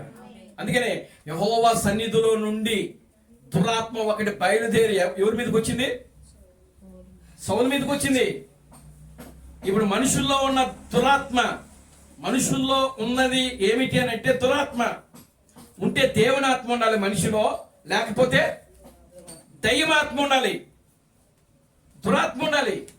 అందుకనే వాని క్రియలు వాడెవరో చూపిస్తా ఉంటాయి. దేవునికి స్తోత్రం కలుగును. హల్లెలూయా, ఆమేన్, హల్లెలూయా. వాక్యం సెలవిస్తుంది, వారి క్రియలు బట్టి నీవు వారిని గుర్తించు. ఆమేన్, హల్లెలూయా.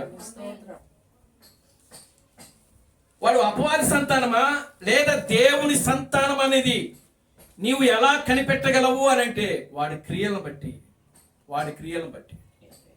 దేవునికి స్తోత్రం కలుగును. హల్లెలూయా. అది భేదమైన విత్తనం అనుకో, దేవునికి స్తోత్రం కలుగును. హల్లెలూయా. భేదనంగానే ఉంటుంది. చూడండి, క్రీస్తు బ్రహ్మ ఒక చక్కటి ఉపమానం చెప్పాడు. అది కోడి పిల్లల్లో పక్షిరాజు పిల్ల పెరుగుతాం.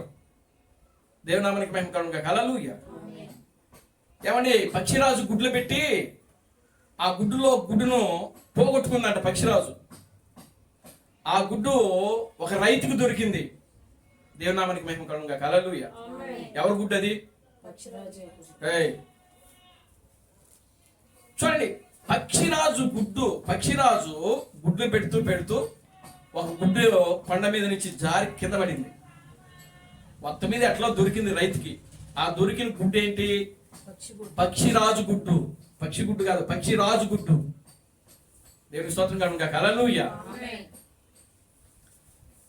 ఆ రైతు తీసుకెళ్లి ఆ గుడ్డును ఎక్కడ పొదగేశాడు అని అంటే కోడి గుడ్డులతో కూడా దాన్ని పొదగేశాడు. ఆ కోడి గుడ్డుల్లో ఈ గుడ్డును కూడా పెట్టాడు. కోడి రోజు వచ్చి దాని మీద పొదుగుతా ఉంది. మరి ఎన్ని రోజులకి పిల్లలు వస్తాయి బయటికి? 21 రోజుకి వస్తాయి. దేవునికి స్తోత్రం కలుగును. హల్లెలూయా. 21 రోజు ఏ గుడ్డు ఆ పిల్ల ముక్కును తన్నుకుని పెంకు పగలు కొట్టుకుని గుడ్లు బయటకు పిల్లలు బయటకు వస్తా ఉన్నాయి. కోడి పిల్లల ముక్కు తేడాగా ఉంటుంది, పక్షిరాజు ముక్కు తేడాగా ఉంటుంది. ఈ తల్లి చూసింది, ఇదేంటి ఈ పక్షి తేడాగా ఉంది? దేవునికి స్తోత్రం కలుగును. హల్లెలూయా. ఇది నా బిడ్డ కదే, దీని చూపు తేడాగా ఉంది, దీని మాట తేడాగా ఉంది, దీని నడక తేడాగా ఉంది. దేవునికి స్తోత్రం కలుగును. హల్లెలూయా. కోడి పిల్లలు అన్నీ తింటాయి. పురుగులు తింటది, పెంట తింటది, ఏమండి అన్నీ తింటది కెలుక్కొని. దేవుని స్తోత్రం కలుగును. హల్లెలూయా. కానీ పక్షిరాజు ఏది పడితే అది. తల్లి కోడి పేడ దగ్గరికి వెళ్ళి పేడని కెలికి పిల్లల్ని పిలిచింది. ఈ పిల్లలు పులవమంటే వెళ్ళేది దాని దగ్గరికి తినటానికి. పెంటని గెలికింది, పిలిచింది, అక్కడికి వెళ్ళి 5 అంటున్నాయి. ఈ పక్షిరాజు ఎలట్లా. దేవుని స్తోత్రం కలుగును. హల్లెలూయా. ఈ పక్షిరాజు పిల్ల ఎలట్లా, దానికి అసలు వాసనే పడట్లా. దేవునికి స్తోత్రం చెప్పండి. హల్లెలూయా. ఆ పేడ వాసన పడట్లేదు, ఆ పెంట వాసన. మరి ఆ వాసనే పడినప్పుడు వాడి దగ్గరికి వెళ్ళి అది ఎలా తింటుంది?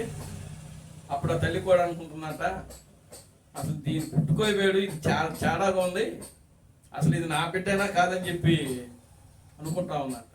అసలు అన్నం తిందు, నీళ్లు తాగదు, ఏమీ చేయట్లేదు, ఒక దిగాలుగా కూర్చుంటుంది అని చెప్పి ఆ తల్లి కోడి అనుకుంటా ఉందంట. ఒకరోజు ఏ గుడ్డునైతే పోగొట్టుకుందో పక్షిరాజు, ఆ పక్షిరాజు ఆకాశంలో తిరుగుతూ దాని స్వరాన్ని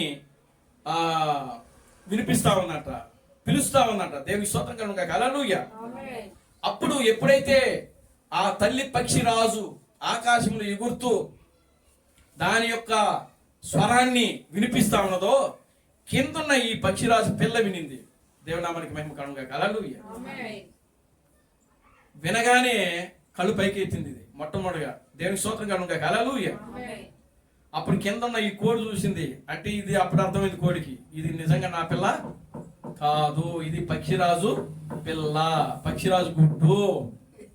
అప్పుడు ఆ పక్షిరాజును చూడగానే పిల్లరా ఈ కోడి ఏం చేసింది? తన పిల్లల్ని పిలిచింది. ఎందుకని? పక్షిరాజు అంటే కోడికి భయం కదా.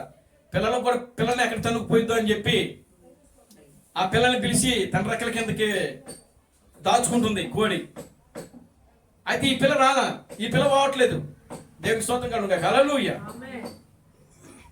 అప్పుడు అక్కడి నుంచి తన స్వరాన్ని వినిపించింది. అమ్మా, ఇదిగో నువ్వు ఎగరగలవు, నీ స్థానం భూమి మీద ఉండేది కాదు, నువ్వు పైకి ఎగరగలవు, ఎగురు అని చెప్పిన. దేవునికి స్తోత్రం కలుగుగాక. హల్లెలూయా. అది కొంచెం దూరం ఎగురుతుంది, మళ్ళీ కింద పడిపోతుంది. ఎందుకని? కోడి కొంచెం దూరం ఎగురుతుంది.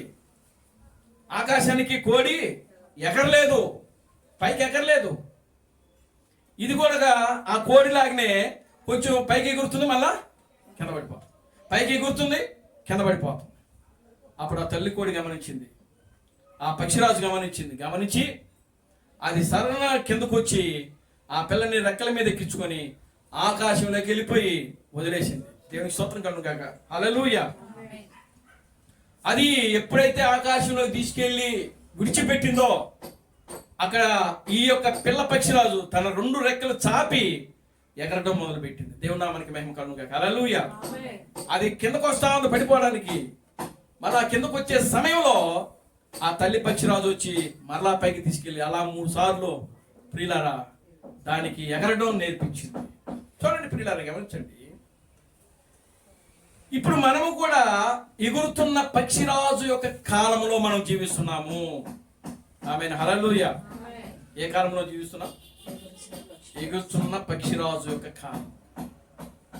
మన ఆహారము వేరు, మన చూపులు వేరు, మన మాటలు వేరు, మన పద్ధతులు వేరు. అవి లోకానికి నచ్చకుండా ఉండొచ్చు. దేవునికి స్తోత్రం కలుగుగాక. హల్లెలూయా. లోకానికి నచ్చకుండా ఉండొచ్చు, లోకానికి నచ్చకపోయినా సరే. ఆమేన్. హల్లెలూయా. ఒకరు నచ్చడం గురించి మనం భక్తి చేయటం లేదు, ఒకరు నచ్చడం గురించి మనం దేవుని నమ్ముకోలేదు. ఆమేన్. హల్లెలూయా. కనుక మనము దేవుని నమ్ముకుంది, దేవుని స్తుతిస్తుంది, దేవుని ఆరాధిస్తుంది నిత్య జీవమునకు ఎలుట కోసం మాత్రమే, పరలోకమునకు ఎట్టకు మాత్రమే, పాతాళానికి కాదు. దేవుని నామానికి మహిమ కలుగుగాక. హల్లెలూయా. కనుక ప్రియమైన దేవుని బిడ్డలారా చూడండి, ఇప్పుడు ఈ యొక్క పక్షిరాజు, ఈ యొక్క కోడి పిల్లలు ఏ విధంగా అయితే భూమి మీద ఉంటున్నాయో, ఒకే దగ్గర ఉంటున్నాయో, దేవుడు దయ్యము కూడా ఒకే స్థానంలో ఉంటూ ఉన్నాయి. అది పాతాళానికి ప్రియులారా త్రోయబడుతున్నది. దానితో పాటు దాని యొక్క సైన్యమును కూడా అది తీసుకుని వచ్చింది. దేవుని నామానికి మహిమ కలుగుగాక. హల్లెలూయా.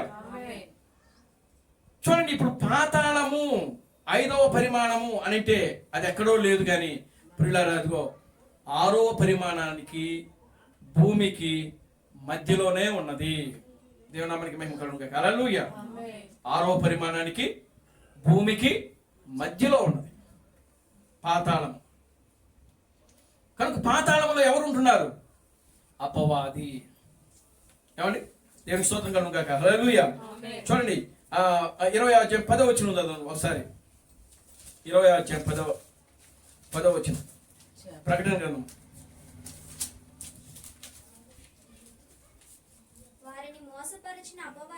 వారిని మోసపరిచిన అపవాది అగ్ని గంధకము గల గుండములో పడవేయబడిను. అచ్చట ఆ క్రూర మృగమును అబద్ధ ప్రవక్తయు ఉన్నారు. వారు యుగ యుగములు రాత్రింబవళ్ళు బాధింపబడుదురు. మరియు అంతేనా? దేవుని స్తోత్రం కలుగుగాక. Hallelujah. Glory to God. Hallelujah. చూడండి, వారు బాధింపబడుదురు. వారిని మోసపరిచిన అపవాది. అపవాది అంటే సాతానుడు ఒకటి. రెండవది ఎవరున్నారు అని అంటే క్రూర మృగము. క్రూర మృగం అంటే సర్పము. దేవునికి స్తోత్రం కలుగుగాక. హల్లెలూయా. సర్పము వేరు, అపవాది వేరు. అపవాది ఆత్మ. ఆమేన్, హల్లెలూయా. అపవాది ఆత్మ.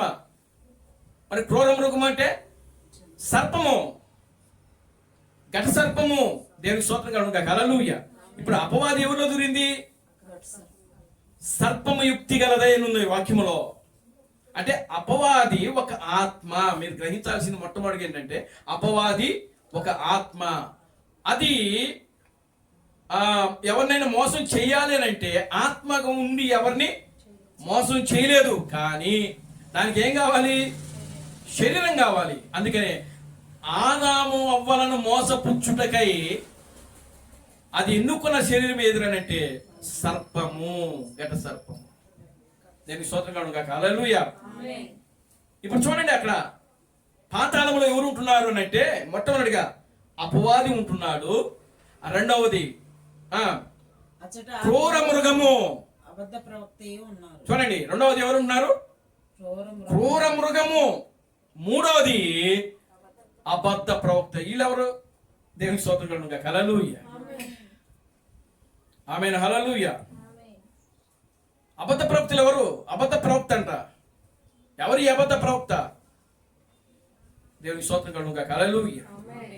ప్రియులారా, ప్రతి కాలంలో ఒక నిజమైన ప్రవక్త ఉన్నప్పుడు దాన్ని ప్రియులారా దానికి వ్యతిరేకంగా ఒక అబద్ధ ప్రవక్త కూడా ఉంటాడు.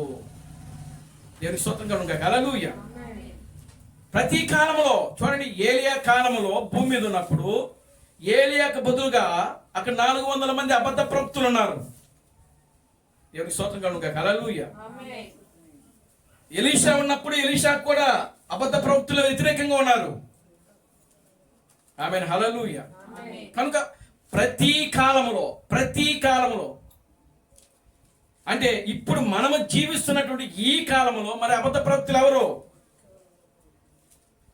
వాక్యమును వంకర చేసి మాట్లాడే వాళ్ళే అబద్ధ ప్రవక్తులు. వాక్యాన్ని కల్పితం చేసి మాట్లాడేవాడు. దేవునికి స్తోత్రం కలుగును గాక. హల్లెలూయా. వాక్యమును కల్పితము చేసి మాట్లాడేవాడు. ఏదేనులో అవ్వతో వాక్యాన్ని ఏం చేసింది అపవాది అని అంటే కల్పితం చేసింది. దీన్ని తింటే మీరు చావనే చావరు అని చెప్పింది. దేవుడు ఏం చెప్పాడు? మీరు దాన్ని తింటే చస్తారు అని చెప్పాడు ఆయన.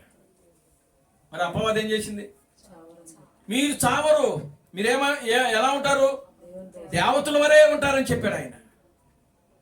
అంటే అక్కడ ఏం చేసింది వాక్యాన్ని అని అంటే కల్పితం చేసింది, సంకరం చేసింది. దేవునికి స్తోత్రం కలుగును గాక. హల్లెలూయా. అబద్ధ ప్రవక్త.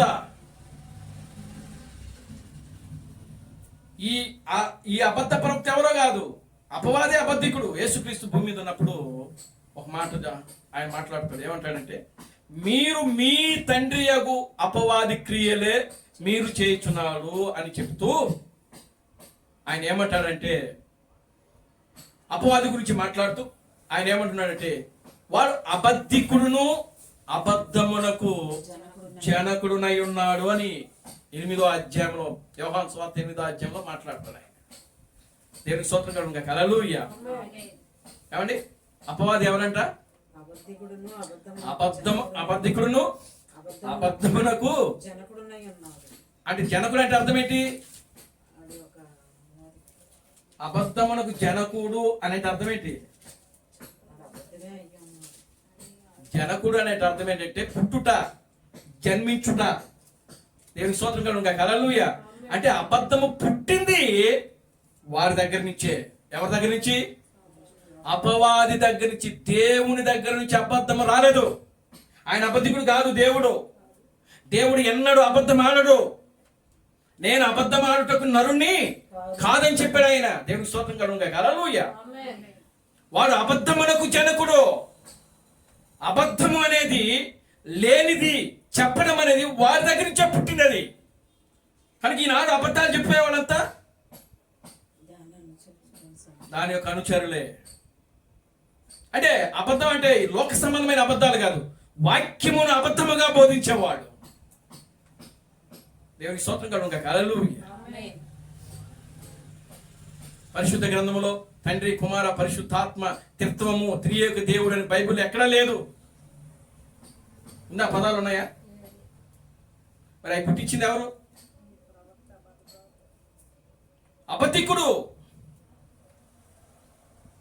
దాన్ని పుట్టించినటువంటి దానికి జనకుడు వాడు. దేవుని స్తోత్రం కలుగునుగా. హల్లెలూయా. కనుక ప్రియులారా గమనించండి, అబద్ధాలు చెప్పడం అనేది, అందుకే దేవుడు చెప్తాడు. మీరు చూడండి, ప్రకటన గ్రంథము 20వ అధ్యాయంలోనే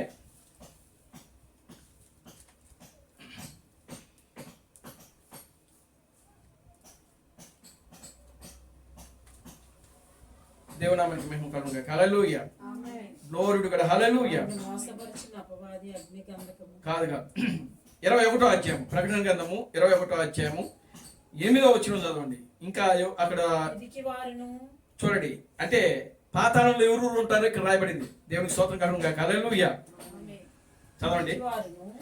పిరికి వారును, అవిశ్వాసులను, అసహ్యులను, నరహంతకులను, వ్యభిచారులను, మాంత్రికులను, విగ్రహారాధికులను, అబద్ధికులందరూ అగ్ని గంధకములతో మండు గుండములో పాలు పొందుదురు. ఇది రెండవ మరణము.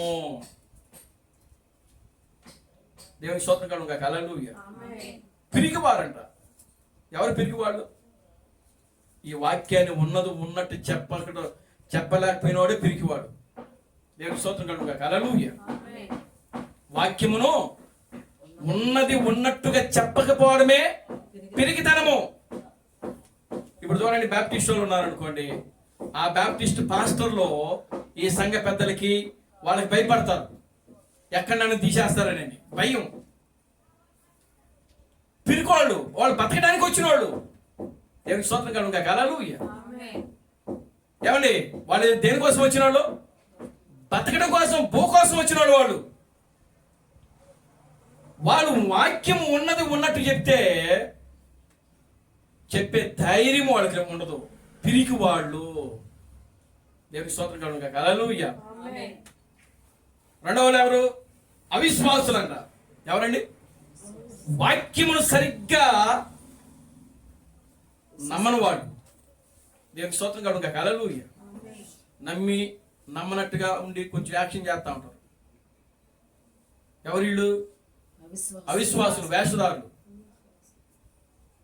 దేవునికి స్తోత్రం కలుగునుగా. హల్లెలూయా. అవిశ్వాసులను, అసహ్యులు అంటే అసహ్యమైన కార్యాలు చేస్తూ ఉంటారు. దేవునికి స్తోత్రం కలుగునుగా. హల్లెలూయా. అంటే అసహ్యమైన కార్యాలంటే అవి మన నోటంతో చెప్పలేమండి. అలాంటి కార్యాలు చేస్తుంటారు. దేవునికి స్తోత్రం కలుగునుగా. హల్లెలూయా. అంత భయంకరమైన కార్యాలు చేస్తుంటారు, మగోళ్ళు కానీ ఆడోళ్ళు కానీ. కొంతమంది పురుషులు రోడ్డు మీద వెళ్తా ఉన్నారు అనుకోండి, ఈ స్త్రీలు ఏం చేస్తారంటే వాళ్ళ మీద కవించుకుంటా ఉంటారు, మాట్లాడుకుంటా ఉంటారు లేనిపోని అని. లేదు, స్త్రీలు వెళ్తున్నారు అనుకోండి, పురుషులు మాట్లాడుకుంటా ఉంటారు. ఇవి అసహ్యమైన కార్యాలంటే. అలా మాట్లాడుకోకూడదు. దేవుని స్తోత్రం కలుగునుగా. హల్లెలూయా. తర్వాత నరహంతకులు. దేవుని స్తోత్రం కలుగునుగా. హల్లెలూయా.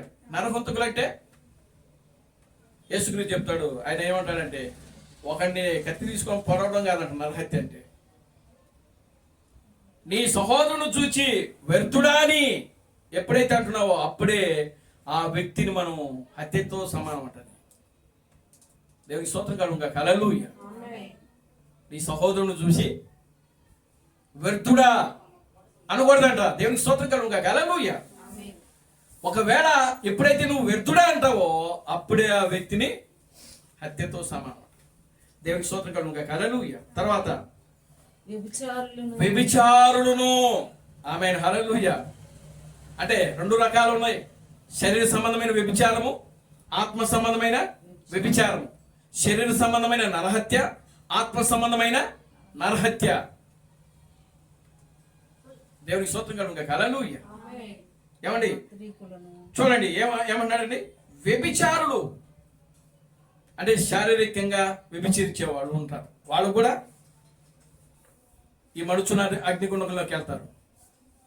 రెండవది ఆత్మ సంబంధమైన వ్యభిచారులు అని అంటే ప్రియులారా గమనించండి, వాక్యాన్ని విడిచిపెట్టి దేవుని విడిచిపెట్టి మోసం చేసి. ఏమండి దేవుని మోసం చేసి. చూడండి, దేవుని విడిచిపెట్టి తమకిష్టం వచ్చిన మార్గంలో నడవటమే వ్యభిచారం. అందుకే ఆయన అంటాడు, నాకు వేరైన మీరు నన్ను ఏమీ చేయలేరు అని చెప్తున్నాడు ఆయన. దేవునికి స్తోత్రం కలుగును గాక. హల్లెలూయా. తర్వాత మాంత్రికులు. ఆమేన్. హల్లెలూయా. ఎవరంట? మాంత్రికులు. మాంత్రికులు అంటే మంత్రాలు చేసేవాడు. చాలా మంది ఏం చేస్తారు, మంత్రాలు చేసి తాయెత్తులు కట్టించి అవి చేసి ఇవి చేస్తా ఉంటారు. ఈ మంత్రాలు మాంత్రికులు అందరూ ఎక్కడ ఉంటారంట? ఇంకా తర్వాత చూడండి, విగ్రహారాధికులు. ఆమేన్. హల్లెలూయా. ఎవరండి? విగ్రహారాధికులు. దేవుడు ఎవరిని విడిచిపెట్టట్లే ఇక్కడ. ఆమేన్. హల్లెలూయా. క్రైస్తవులు ఎంతమంది విగ్రహారాధన చేసేవాళ్ళు లేరు? ఉన్నారా? ఆమేన్. హల్లెలూయా. కొంతమంది బంగారాన్ని ప్రేమిస్తున్నారు క్రైస్తవులు. అది ఒక విగ్రహము. దేవుని కంటే నువ్వు ఎక్కువగా దేన్నైతే ప్రేమిస్తున్నావో అదే నీ మనసులో ఒక విగ్రహము. ఆమేన్. హల్లెలూయా. కనుక ప్రియులారా గమనించండి, ఒక విగ్రహం ముందుకు వెళ్ళి మనము ఏదో పూజలు చేస్తే విగ్రహారాధన కాదది. అసలైన విగ్రహారాధన ఏమిటి అని అంటే, నీవు నీ దేవుని విడిచిపెట్టి దాని స్థానంలో నువ్వు ప్రాధాన్యత దేనికైతే ఇస్తున్నావో అదే ఒక విగ్రహారాధన. అది బంగారం కావచ్చు, లేదా డబ్బు కావచ్చు, లేకపోతే లోకాశులు కావచ్చు, ఏదైనా సరే వాక్యము కాక నీ మనసులో. దేవుని స్తోత్రం కలుగును గాక. హల్లెలూయా. అంటే నీ మనసులో ఏముండాలి? వాక్యముతోనే నువ్వు ఉండాలంతే. ఆమేన్. హల్లెలూయా. వాక్యము కాక నీ మనసులో ఇంకోటి ఏదైనా వచ్చింది అంటే అది ఏమవుతుంది? విగ్రహారాధన. దేవునికి స్తోత్రం కలుగును గాక. హల్లెలూయా. కనుక అలాంటివి ఏం చేయాలి? తీసేసుకోవాలి. ఇంకా తర్వాత అబద్ధికులు. దేవునికి స్తోత్రం కలుగును గాక. హల్లెలూయా. ఎవరండి? అబద్ధికులు. తర్వాత వీళ్ళంతా కూడా అగ్నిగంధకాలతో. ముందు చూడండి, పిరికి వారును, అవిశ్వాసులను, అసహ్యులను, నరహంతకులను, వ్యభిచారులను, మాంత్రికులను, విగ్రహార్థికులను, అబద్ధికులందరూ. వీళ్ళంతా ఎక్కడ ఉంటారంట? 5వ పరిమాణంలో ఉంటారు. వీళ్ళంతా ఎక్కడ ఉంటారండి? 5వ పరిమాణం. Glory to God. Hallelujah. Amen. Hallelujah. చూడండి, ఇదే మాట 22వ అధ్యాయం. 22వ అధ్యాయం ప్రకటన గ్రంథము 22వ అధ్యాయం.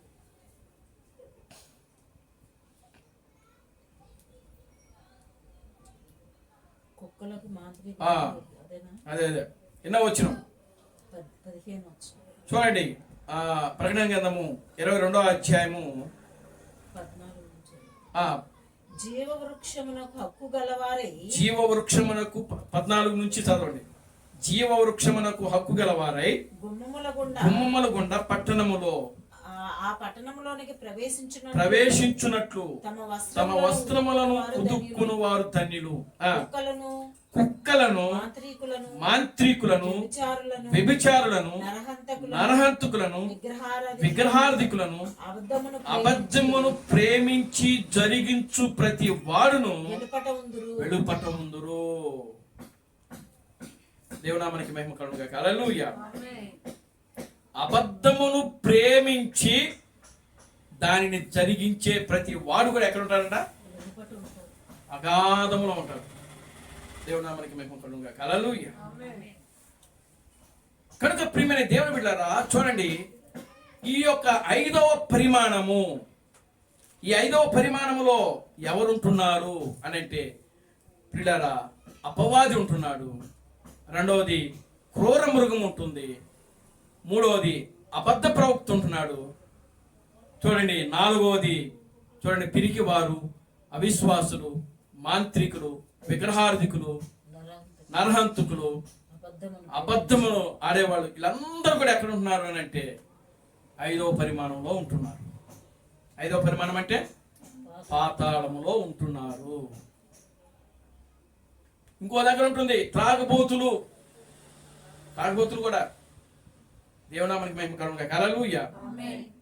ఏమండి త్రాగుబోతులు, దేవునికి స్తోత్రం కలుగుగాక. హల్లెలూయా. కనుక ప్రియులారా గమనించండి, దేవుడు ఆయన 5వ పరిమాణాన్ని ఎందుకు ఆయన ఉంచాడు అని అంటే ప్రియులారా వీళ్ళందరినీ కూడా అక్కడ పెట్టడానికి. దేవునికి స్తోత్రం కలుగుగాక. హల్లెలూయా. ఇప్పుడు వీళ్ళందరూ అపవాది, క్రూర మృగము, ఆది ఘట సర్పము, ఇంకా దేవునికి స్తోత్రం కలుగుగాక. హల్లెలూయా. అబద్ధ ప్రవక్త, వీళ్ళందరూ ఉండడానికి ఒక ప్లేస్ కావాలి. అదే 5వ పరిమాణం. అయితే 5వ పరిమాణం. దేవునికి స్తోత్రం కలుగుగాక. హల్లెలూయా. అది యుగ యుగాలని ఉంది అక్కడ. అంటే క్రీస్తు ప్రణామం అక్కడ ఏం చెప్తారంటే చూడండి, ఈ పాతాళం అనేది నిత్యము ఉండేది కాదంట. దేవునికి స్తోత్రం కలుగుగాక. హల్లెలూయా. ఈ పాతాళం అనేది నిత్యము ఉండేది కాదు. ఎందుకనంటే నిత్యము అనేది ఆ మాట అది కేవలము ఒక దేవునికి మాత్రమే చెందింది. దేవునికి స్తోత్రం కలుగుగాక. హల్లెలూయా. ఎందుకని దేవుడు నిత్యము ఉండేవాడు. ఆమేన్. హల్లెలూయా. దేవుడు నిత్యము ఉండేవాడు. మరి మిగతా దేవుడు, దేవుని కుమారులు, కుమార్తెలు, ఏమండి వీళ్ళందరూ కూడా నిత్యము ఉంటే మిగతా వాళ్ళంతా కూడా ఏమైపోతున్నారు? నశించిపోతున్నారు. ఏమైపోతున్నారు? చూడండి, మీరు చూడండి, ఒక శరీరాన్ని కాల్చారనుకోండి, కాలి కాలి కాలి కాలి కాలి ఏమైపోద్ది? బూడిద అయిపోద్ది. ఆ బూడిద కొన్ని రోజులు కనబడుతుంది, మళ్ళీ అది ఏమైపోద్ది? మట్టిలో కలిసిపోద్ది. ఏమైపోద్ది? మట్టిలో కలిసిపోయింది. దేవునికి స్తోత్రం కలుగుగాక. హల్లెలూయా. అలాగనే ఈ ఆత్మలు కూడా కాలి కాలి కాలి కాలి కాలి కాలి ఒక దినాన్ని ఏమైపోతాయంటే కనుమరుగైపోతాయి, కనబడకుండా అయిపోతాయి. దేవునికి స్తోత్రం కలుగుగాక. హల్లెలూయా. క్రీస్తు ప్రణామం చెప్తున్నాడు ఈ పాతాళం గురించి. ఈ యొక్క ఆత్మలు, ఇప్పుడు చెరలో ఉన్న ఆత్మలు, క్రీస్తు ప్రణామం ప్రియులారా ఆయన చెరలో ఉన్న ఆత్మను చూశాడు. ఆయన పౌలు చెరలో ఉన్న ఆత్మను చూశాడు, పేతురు చెరలో ఉన్న ఆత్మను చూశాడు, యేసుక్రీస్తు చెరలో ఉన్న ఆత్మను చూశాడు. దేవునికి స్తోత్రం కలుగుగాక. హల్లెలూయా. ఆమేన్. హల్లెలూయా. ఇప్పుడు చెరలో ఉన్న ఆత్మలు ఆయన టైటిల్ పెట్టి ప్రసంగం చేశాడు ఆయన. అంటే ఇప్పుడు పాతాళంలో ఉన్న ఆత్మలు అని పెట్టాడు ఆయన. ఆ ఆత్మ ఒకరోజు ఆయన ఆ ఆత్మను చూశాడు, దర్శనంలో చూశాడు. చూసి ఒకరోజు షాపింగ్కి వెళ్ళాడు ఆయన ఆ యొక్క మెడాసిస్ట్లో వెళ్ళి షాపింగ్కి వెళ్ళాడు. షాపింగ్కి వెళ్తే ఆయన అక్కడ కూర్చొని ఉన్నాడు, క్రీస్తు ప్రణామం కూర్చొని ఉన్నాడు. మెడా సిస్టర్ షాపింగ్ చేస్తా ఉన్నది. ఆవిడ చేస్తూ ఉన్నప్పుడు పిల్లలు గమనించండి, అప్పుడు ఈ ఎక్సలేటర్ ఉంది కదా, లిఫ్ట్ కాదు ఎక్సలేటర్. ఎక్సలేటర్ అంటే ఆ మెట్లు ఎక్కినప్పుడు మనం ఎక్కుతాం, అదే తీసుకుపోయింది, దాన్ని ఎక్సలేటర్ అంటాం. దేవునికి స్తోత్రం కలుగుగాక. హల్లెలూయా. ఆ ఎక్సలేటర్ మీద ఆయనే స్త్రీలు కొంతమంది పిల్లరా ఆ యొక్క అర్ధ నగ్నంతో కనబడుతూ వస్త్రాలు వేసుకుని వాళ్ళని చూశాడు ఆయన చూసి వాళ్ళని చూసి కలవరపడ్డాడు. ఆయన వేదన చెందాడు. ఈ లోపు ఆమె సిస్టరు, మెడా సిస్టర్, ఆమె పని ముగించుకుని వచ్చి దేవునికి స్తోత్రం కలుగుగాక. హల్లెలూయా. ఆయన లేపింది. దేవునామానికి మహిమ కలుగుగాక. హల్లెలూయా. చూడండి, అప్పుడు ఆయన భార్యతో అంటున్నాడు, ప్రియా నేను ఇప్పుడే వీళ్ళని ఇదిగో ఎక్కడ చూశానంటే చెరలో చూశాను, పాతాళంలో చూశాను. అరే పాతాళంలో ఉన్నవాళ్ళు ఇక్కడెక్కడ ఎట్లా వచ్చారు? ఆ ఆత్మలు మనిషి శరీరంలో ఉన్నాయి. ఆ ఆత్మలు, పాతాళములో ఉన్న ఆత్మలు ఎవరిలోకి వచ్చినాయి? మనిషి శరీరంలోకి వచ్చి ఆ విధంగా కనబడతా ఉన్నాయి. అంటే ఆ వస్త్రాలు ధరించిన వాళ్ళందరూ కూడా ఆల్రెడీ ఎక్కడ ఉన్నారు అని అంటే పాతాళములో. విగ్రహారధికులు, మాంత్రికులు, ఏమండి వ్యభిచారులు, అవిశ్వాసులు, పిరికివారు, వీళ్ళందరూ కూడా ఎక్కడ ఉండబోతున్నారంటే పాతాళములో, మండుచున్న అగ్నిగుండకములో. ఇది రెండవ మరణము. పాతాళమే రెండవ మరణము. కనుక ప్రియమైన దేవుని బిడ్డారా, 5వ పరిమాణము ఏదో కాదు కానీ అది పాతాళము. పాతాళములో ఎవరు ఉంటున్నారనంటే అపవాది ఉంటుంది, క్రూర మృగం ఉంటుంది, అబద్ధ ప్రవక్త ఉంటున్నాడు, ఏమండి ఆది ఘటసర్పం ఉంటుంది, ఇంకా పిరికివారు, అవిశ్వాసులు, మాంత్రికులు, అసహ్య కార్యం చేయవాడు, వ్యభిచారులు, నరహంతకులు, జోదగాళ్ళు, వీళ్ళంతా కూడా ఎక్కడ ఉండబోతున్నారని అంటే పాతాళంలో ఉన్నారు. దేవునికి స్తోత్రం కలుగును గాక. హల్లెలూయా. అది ఆల్రెడీ పేతురు చెప్తున్నాడు. పాతాళమునకు యేసుక్రీస్తు వెళ్ళినప్పుడు ప్రియులారా, ఆ పాతాళములో ఆయన అపవాది ఉండే స్థలములోకి, పాపులు ఉండే స్థలంలోకి వెళ్ళలేదు కానీ యేసుక్రీస్తు పరిశుద్ధులు ఉండే స్థలంలోకి మాత్రమే వెళ్ళాడు. ఆ చెరను చెరగా పట్టుకుని వెళ్ళి ఆయన ఎక్కడ పెట్టాడంటే మధ్యాకాశంలో 6వ పరిమాణంలో పెట్టాడు. అది పరదేశు.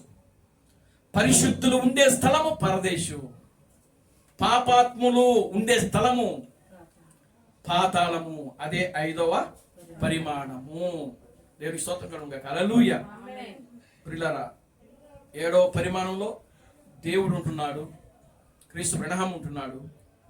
ఇదిగో 6వ పరిమాణంలో పరిశుద్ధులు ఉంటున్నారు. ఇప్పుడు 6వ పరిమాణము 7వ పరిమాణము ఒకటైపోయింది. 6వ పరిమాణము 7వ పరిమాణం కలపబడింది. ఆ 6, 7 పరిమాణాలు ఇప్పుడు ఎక్కడ ఉన్నాయంటే భూమి మీదనే ఉన్నాయి. దేవునికి స్తోత్రం కలుగును గాక. హల్లెలూయా. మరి పాతాళము కూడా భూమి మీదనే. అందుకనే యేసుక్రీస్తు స్పష్టంగా చెప్పాడు, మీరు వారి క్రియలను బట్టి వారిని గుర్తించండి. దేవునికి స్తోత్రం కలుగును గాక. హల్లెలూయా. వాళ్ళ ఫలాలను బట్టి మీరు వారిని గుర్తించండి. ఆమేన్. హల్లెలూయా.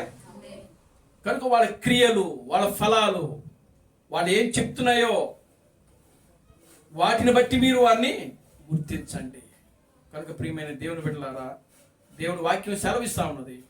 ఇదిగో పిరికివారు, అవిశ్వాసులు, మాంత్రికులు, వీళ్ళందరూ కూడా మడుచున్న అగ్నిగుండకములో ఉండబోతున్నారని వాక్యం ఉన్నారని చెప్తుంది ఆల్రెడీ. కనుక ప్రియులారా, మనము ఈరోజు జీవిస్తున్నటువంటి కాలము, అందుకనే మనం ఇవ్వబడినటువంటి వాగ్దానాల్లో పెళ్లి కుమార్తెకు ఆయన ఇచ్చినటువంటి వాగ్దానంలో ఒక వాగ్దానం ఏంటి? ఇది ఒక బంగారు యుగముగా, కాలముగా ఉన్నదంట. నిజంగా ఇప్పుడు పరిశుద్ధుడు ఇంకా పరిశుద్ధుడుగా ఉండే కాలం ఇది. చూడండి, ఆ 22వ అధ్యాయము పైన మనం చదివితే, పైన ఇందాక మీరు చదివిన 10వ వచనం నుంచి చదువు. ప్రకటన గ్రంథము 2వ అధ్యాయము. ఇక్కడ మనకు 2 కనబడతా ఉంటాయి. చూడండి, అన్యాయము చేయవాడు 10వ వచనం నుంచి. మరియు అతడు నాతో ఇలాగు చెప్పెను, ఈ గ్రంథమందున్న ప్రవచన వాక్యములకు ముద్ర వేయవలదు, కాలము సమీపించి ఉన్నది, అన్యాయము చేయవాడు ఇంకను అన్యాయమే చేయనిమ్ము, అపవిత్రుడైన వాడు ఇంకను అపవిత్రుడుగానే ఉండనిమ్ము, నీతిమంతుడు ఇంకను నీతిమంతుడుగానే ఉండనిమ్ము, పరిశుద్ధుడు ఇంకను పరిశుద్ధుడుగానే ఉండనిమ్ము. ఇదిగో త్వరగా వచ్చుచున్నాను, వాని క్రియలు చొప్పున ప్రతి వానికిచ్చుటకు నేను సిద్ధపరిచిన జీతము నా యొద్ద ఉన్నది. చాలండి. దేవుడికి స్తోత్రం కలుగును గాక. హల్లెలూయా. కనుక నీతిమంతుడు ఇంకా నీతిమంతుడిగానే ఉంటాడు, పరిశుద్ధుడు ఇంకా పరిశుద్ధుడిగానే ఉంటాడు, అపవిత్రుడు ఇంకను అపవిత్రుడిగానే ఉంటాడు, అన్యాయం చేసేవాడు ఇంకా అన్యాయస్తుడిగానే ఉంటాడు. ప్రియులారా, రెండే రెండు ఇక్కడ, ఒకటి నీతిమంతుడు, రెండవది అన్యాయస్తుడు. ఆమేన్, హల్లెలూయా. ఒకటి పరిశుద్ధుడు, ఇంకొకడు అపవిత్రుడు. రెండే రెండు పరిమాణాలు ఉంటున్నాయి, అవునా? ఎన్ని పరిమాణాలు ఉన్నాయి? రెండే రెండు పరిమాణం. ఒకటి నీతిమంతుడు ఉండే పరిమాణము, రెండవది అపవిత్రాత్మలు ఉండే పరిమాణం. ఒకటి పరలోకము, రెండవది పాతాళము. అయితే ఒకనొక దినమున ఈ పాతాళం కూడా ఏమైపోతుందంటే మాయమైపోతుంది, ఉండదు, పాతాళము ఉండదు. కనుక ఈ ప్రపంచమంతా కూడా వెలుగుగానే ఉండిపోతుంది. దేవుని స్తోత్రం కలుగుగాక. హల్లెలూయా, ఆమేన్, హల్లెలూయా. చూడండి 17వ వచనం చదవండి. 17వ వచనం నుంచి, ఆత్మయు పెండ్లి కుమార్తెయు రమ్ము అని చెప్పుచున్నారు, వినువాడును రమ్మని చెప్పవలెను, దప్పికుని వాడిని రానిమ్ము, ఇచ్చించు వానికి జీవజలమును ఉచితముగా పుచ్చుకొనిమ్ము. దేవునామానికి మహిమ కలుగుగాక. హల్లెలూయా. ఈ గ్రంథముందన పరుచిన వాక్యములను విను ప్రతి వానికి నేను సాక్ష్యమిచ్చున్నది ఏమనగా, ఎవడైనను వీటితో మరి ఏదైనాను కలిపిన ఎడలా ఈ గ్రంథమందులో రాయబడిన తెగుళ్ళు దేవుడు వారికి కలుగు చేయను. దేవుని స్తోత్రం కలుగుగాక. హల్లెలూయా. ఇందుట్లో ఒకటి కలపకూడదు, ఒకటి తీసివేయకూడదు. చూడండి 19వ వచనం, వాక్యములో ఏదైనాను తీసివేసిన ఎడల దేవుడు ఈ గ్రంథములో వ్రాయబడిన జీవ వృక్షములోను పరిశుద్ధ పట్టణములోను వాడికి పాలు లేకుండా చేయుచున్నాను. అదండి దేవుని స్తోత్రం కలుగుగాక. హల్లెలూయా. వానికి జీవవృక్షంలో పాలు ఉన్నదంట, రెండవది పరిశుద్ధ పట్టణములో. కనుక పరిశుద్ధ పట్టణం అంటే పరలోకము, అపవిత్రమైన పట్టణం అంటే పాతాళము. ఉండేది రెండే ఉంటాయి ఈ భూమి మీద. దేవుని స్తోత్రం కలుగుగాక. హల్లెలూయా. ఒకటి పరలోకము, రెండు పాతాళం. ఈ కాలము క్రీస్తు థామస్ ఇచ్చిన సందేశం ఈ సార్వత్రిక సంఘానికి దేవుడు ప్రేమించి ఈ చివరి కాలములో ఒక అద్భుతమైన ప్రవక్తను ప్రియులారా దేవుడు మన కోసం పంపించాడు. ఆయన ఆ ప్రవక్త క్రీస్తు థామస్ యొక్క సందేశాలు విని ప్రియులారా వాళ్ళ యొక్క జీవితాలు చక్కపరుచుకున్నప్పుడు దేవుని స్తోత్రం కలుగుగాక. హల్లెలూయా. నిశ్చయముగా వాళ్ళు రక్షించబడతారు, రెండవ మరణం నుండి వాళ్ళు తప్పించబడతారు. చూడండి, యెషయా ప్రవక్త మాట విని హిజ్కియా తన జీవితాన్ని సరి చేసుకున్నాడు. అతనికి మరలా తిరిగి 15 సంవత్సరములు అతని ఆయుష్ పొడిగించబడింది. ప్రియులారా, క్రీస్తు థామస్ యొక్క సందేశాన్ని ప్రియులారా విని మన జీవితాలు సరి చేసుకుని క్రీస్తు బ్రహ్మే దేవుడు, క్రీస్తు బ్రహ్మే రాజులకు రాజు, క్రీస్తు బ్రహ్మే ప్రభువులకు ప్రభు అని ప్రియులారా మనం విశ్వసించినప్పుడు ఈ రెండవ మరణము నుండి తప్పించబడతాము, పాతాళము నుండి మనము తప్పించబడతాం. ఇదే నిత్య సువార్త. ఆమేన్, హల్లెలూయా. లోర్డ్ గారు హల్లెలూయా. ఇదే నిత్య సువార్త. అపవాది గర్వించడం వల్ల, సాతానుడు గర్వించడం వల్ల దేవునికి స్తోత్రం కలుగుగాక. హల్లెలూయా. కనుక ప్రియమైన దేవుని బిడ్డలారా, వాడు భూమి మీదకి తోయబడ్డాడు. అప్పటి వరకు వాడు ఎక్కడ ఉన్నాడంటే దేవుని సన్నిధిలోనే దేవునితోనే ఉన్నాడు. ఆమేన్, హల్లెలూయా. దేవునితో దేవుని యొక్క సన్నిధిలో ఉన్నాడు, ఏదెనులో ఉన్నాడు, పరలోకంలో ఉన్నాడు. కానీ ఎప్పుడైతే అతనిలో పాపం వచ్చిందో, గర్వించాడు, ప్రియులారా వాడు ఎక్కడికి తోయబడ్డాడంటే పాతాళానికి తోయబడ్డాడు, అగాధానికి. అగాధమేదే కాదు, దేవునిలో నుంచి వేరైన చీకటే అగాధము. ఆమేన్, హల్లెలూయా. దేవుడు వెలుగును చీకటిని ఏం చేశాడు? వేరుపరిచాడు. అంటే వెలుగు వేరు, చీకటి వేరు. మీరు వెలుగు సంబంధులని దేవుడు చెప్తున్నారు. మీరు పగటి వారిని పౌలు చెప్తున్నాడు, మీరు రాత్రి వారు కాదని చెప్తున్నారు, మీరు చీకటి వారు కాదని చెప్తున్నాడు ఆయన. దేవునికి స్తోత్రం కలుగును గాక. హల్లెలూయా. చీకటి వారు పాతాళంలో ఉంటారు. ఆమేన్. హల్లెలూయా. రాత్రి వాళ్ళు పాతాళంలో ఉంటారు. కనుక మనం పగటి సంబంధం, మనం వెలుగు సంబంధం, మనం పరలోక సంబంధం. దేవునామానికి మహిమ కలుగును గాక. హల్లెలూయా. కనుక ప్రియమైన దేవుని బిడ్డలారా, నీతిమంతుడు ఇంకా నీతిమంతుడుగా ఉండే సమయం ఇది, అపవిత్రుడు ఇంకా అపవిత్రుడిగా ఉండే సమయం ఇది. ఎవరికి కూడా పిల్లరా మనం ఇక్కడ ఇదిగో ఎవరిని కూడా ఏం చెప్పి మనం చేయలేము. వారికై వాడు మార్తే తప్పనిచ్చి. దేవుని స్తోత్రం కలుగును గాక. హల్లెలూయా. నేను నా అపవిత్రులను విడిచిపెట్టాలి. ఆమె హల్లెలూయా. పాతాళానికి వెళ్ళిన తర్వాత ఆ మనసు వచ్చే ప్రయోజనం లేదు. మండుచున్న అగ్నిగుండంలోకి వెళ్ళిన తర్వాత ప్రభువా నన్ను ఇక్కడి నుంచి లాగానంటే దేవుడు లాగడిగిన.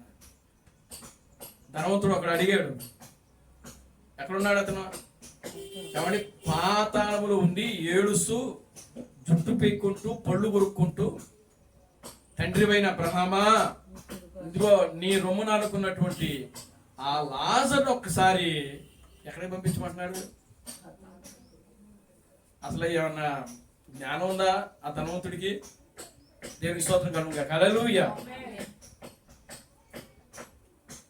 కనుక చూడండి ప్రియులారా, నీ రొమ్మున అనుకున్నటువంటి ఆ లాజరును ఒకసారి తన చిటికిన వేలుతో నీళ్లు ముంచి నా నాలుకను తడపమనయ్యా అంటే దేవుడు అంటున్నాడు, బాబు నీకు ఆయనకి మధ్యలో ఒక అగాధం ఉంది, అక్కడ వాడు ఇక్కడికి, ఇక్కడ వాడు అక్కడికి కుదరదు. పాతాళంలోకి వెళ్ళిన తర్వాత మారుమనసు వచ్చింది వాడికి, ధనవంతుడికి. దేవుడికి స్తోత్రం కలుగును గాక. హల్లెలూయా. ఏమండి, ఎక్కడికి వెళ్ళి మారుమనసు పొందాడు? ఎంతమంది ఉంటారో రేపు అట్లాగా ఆ పరిస్థితుల్లో. దేవునికి స్తోత్రం కలుగును గాక. హల్లెలూయా. అపవాది కూడా మారు మనసు పొందుతప్పుడు దేవునికి స్తోత్రం కలుగును గాక. హల్లెలూయా. ఎందుకంటే అపవాది మారు మనసు పొందుతాడని ఆల్రెడీ బైబిల్లో ఒక సూచన ఉంది. ఎందుకంటే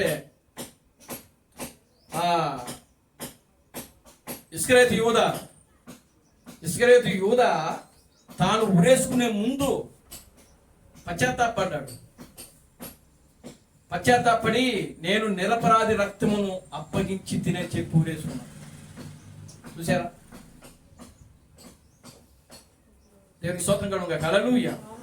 రెండవది, కయ్యను ఆ యొక్క ఏదైనా తోటలో నుంచి దేవుడు తరిమేసేటప్పుడు అతనికి మారు మనసు వచ్చింది కయ్యనికి.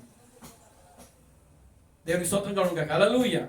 అయినా సరే దేవుడు ఏం చేశాడు? నువ్వు దేశ దిమ్మలు అవుతావని చెప్పి ముద్ర చేశాడు. సమయం దాటిన తర్వాత పిల్లరా, ఎవడు ఎంత ఏడ్చినా రోధించినా పిల్లరా ప్రాయశ్చిత్తం పొందిన దాని వల్ల వాళ్ళకి ఏ ప్రయోజనము ఉండదు. కనుక ప్రియమైన దేవుని బిడ్డలారా, 5వ పరిమాణం నుండి, పాతాళము నుండి నిన్ను నీవు తప్పించుకోవాలి. దేవునికి స్తోత్రం కలుగును గాక. హల్లెలూయా. ఈరోజు మనకు శత్రువు ఏదీ లేదు. ఆమెన్. హల్లెలూయా. ఈ లోకంలో మనకి ఎవ్వరు శత్రువులు లేరు. ఆమెన్. హల్లెలూయా. రోడ్డుగా హల్లెలూయా. ఎందుకంటే ఇప్పుడు అపవాదే మన కాళ్ళకి దగ్గరకు వస్తుంది. ఆమెన్. హల్లెలూయా. అపవాది ఎక్కడికి వస్తుంది? మన కాళ్ళకి. ప్రతి రోగము, ప్రతి వ్యాధి, ప్రతి జబ్బు, ప్రతి బలహీనత ఎక్కడికి వస్తుంది? నీ పాదాల దగ్గర ఉంది. అంటే ఇప్పుడు ఒకప్పుడు అది మనకు శత్రువు, ఒకప్పుడు అది శత్రువే. కానీ శత్రువు యొక్క బలం ఇప్పుడు ఏమైంది? శత్రువు యొక్క బలము ఏమైందంటే బలహీనం అయిపోయింది. ఆమెన్. హల్లెలూయా. ఇప్పుడు శత్రువు యొక్క బలము ఏమైంది? బలహీనమైంది. కనుకనే ఎప్పుడైతే బలం తగ్గుద్దో అప్పుడు ఆ వ్యక్తి ఎక్కడికి వస్తాడు?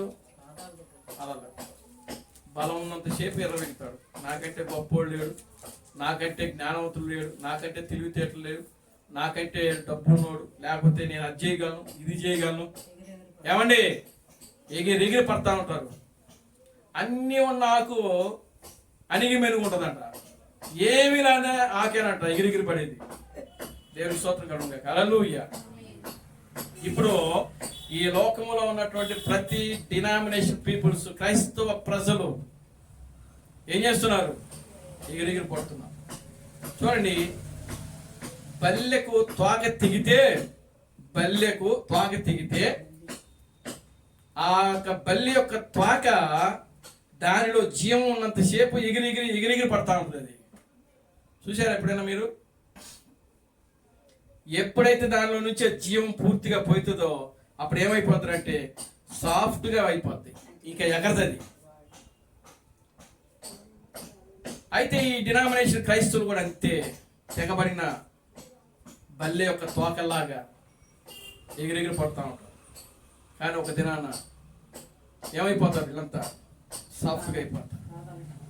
ఆమేన్. హల్లెలూయా. కనుక ప్రియమైన దేవుని బిడ్డలారా, 5వ పరిమాణము పాతాళము.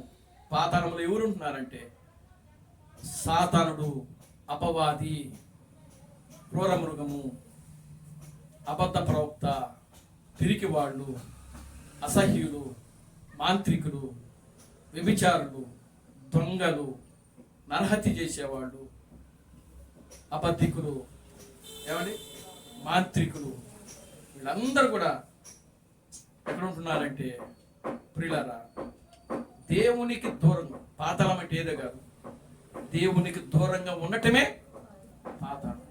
కనుక ప్రియమైన దేవుని బిడ్డారా, ఆ పరిస్థితులు ఏవి కూడా మనలో కనబడకుండాన్నట్లు క్రీస్తు యొక్క ప్రేమను మనం చూపిద్దాం.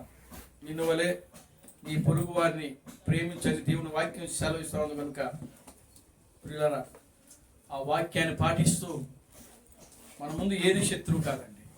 మనకి ఎవరు శత్రువు కాదు.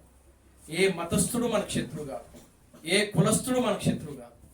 మనం అందరినీ ప్రేమించాలి. మనకు మతంతో సంబంధం లేదు, మనకు కులంతో సంబంధం లేదు. మనం ప్రతి ఒక్కరిని ప్రేమించాలి. దేవుడు ప్రేమించాడు. ఆయన ప్రేమమయుడు, ఆయన దయామయుడు, ఆయన కరుణామయుడు.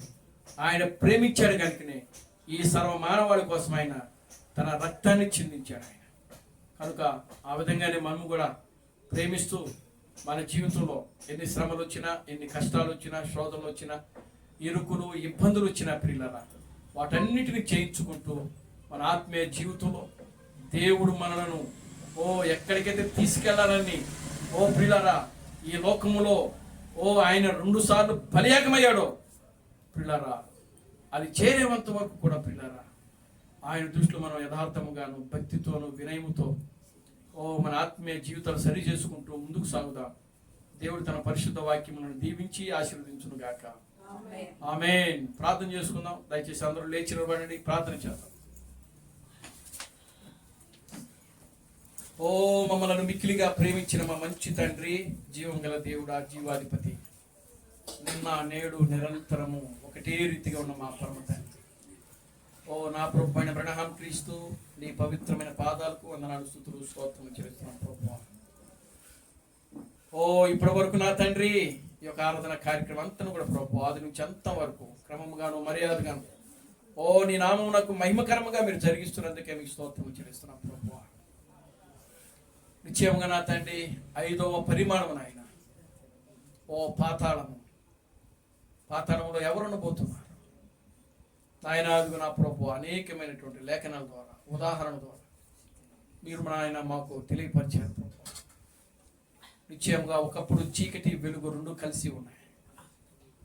ఒకప్పుడు పరలోకము, పాతాళము 2 ఒకటిగానే ఉన్నాయి. కానీ ప్రభు వాటిని వేరుపరిచినట్లుగా నీ వాక్యంలో రాయబడింది. చీకటిని, వెలుగును నీవు వేరుపరిచిన దేవుడివి. నాయన అదుగు నా ప్రభు, నిశ్చయంగా నా తండ్రి ఒక గొప్ప సందేశాన్ని ప్రభు మీరు మాకు అనుగ్రహించారు. మిగతా ఇంకా నాయన మిగతా పరిమాణాలు ఏవైతే ఉన్నాయో వాటిని గురించి కూడా ప్రభు మేము నాయన ధ్యానించే కృపను మీరు మాకు అనుగ్రహించండి. ఈ కార్యం జరిగించి మీరు మహిమ పొందండి. జీవం కలిగిన నా ప్రభు క్రీస్తు బ్రహ్మను సర్వశక్తి కలిగిన నామములో ప్రార్థించి స్తుతించి వేడుకొనుచున్నాము. ఆమేన్. అందరూ 2 చేతులు పైకెత్తండి, chorus పాడుతున్నాం. Christ Branham never fails. Christ Branham never fails. Christ Branham never fails in thee. Hallelujah. Hallelujah. Christ Branham never fails in thee. Is coming very soon. Is coming very soon.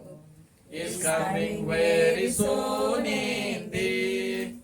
Hallelujah. Hallelujah. Is coming very soon indeed. నా ప్రాణమా ప్రభువు స్తుతించుము. నా ఆత్మ సమస్తమైన పరిశుద్ధరామును స్తుతించుము. నా ప్రాణమా ప్రభువు స్తుతించుము. ప్రభువైన క్రీస్తు బ్రహ్మం చేసిన ఉపకారములలో దేనిని మరువకము. ఆమేన్. రాజులకు రాజుగా, ప్రభువులకు ప్రభువుగా, పెండ్లి కుమారుడుగా తెర మీద ప్రత్యక్షము కానున్న ప్రభువైన క్రీస్తు బ్రహ్మం యొక్క కృపా సమాధానము ఇక్కడ కూడిన ప్రతి బిడ్డకును ఈ ప్రపంచంలో 7వ దూత ఎస్ థామస్ గారిని క్రీస్తుగా అంగీకరించి, క్రీస్తు బ్రహ్మమే దేవుడు, క్రీస్తు బ్రహ్మమే రాజులకు రాజు, క్రీస్తు బ్రహ్మమే ప్రభువులకు ప్రభు అని నమ్మి విశ్వసించి ఆరాధిస్తున్న ప్రతి బిడ్డకును ఇప్పుడును సదాకాలము తోడని నడిపించును గాక. ఆమేన్. ఆమేన్. అందరికీ వందనాలు. ప్రభు మిమ్మల్ని దీవించి ఆశీర్వదించును గాక. ఆమేన్. ఆమేన్.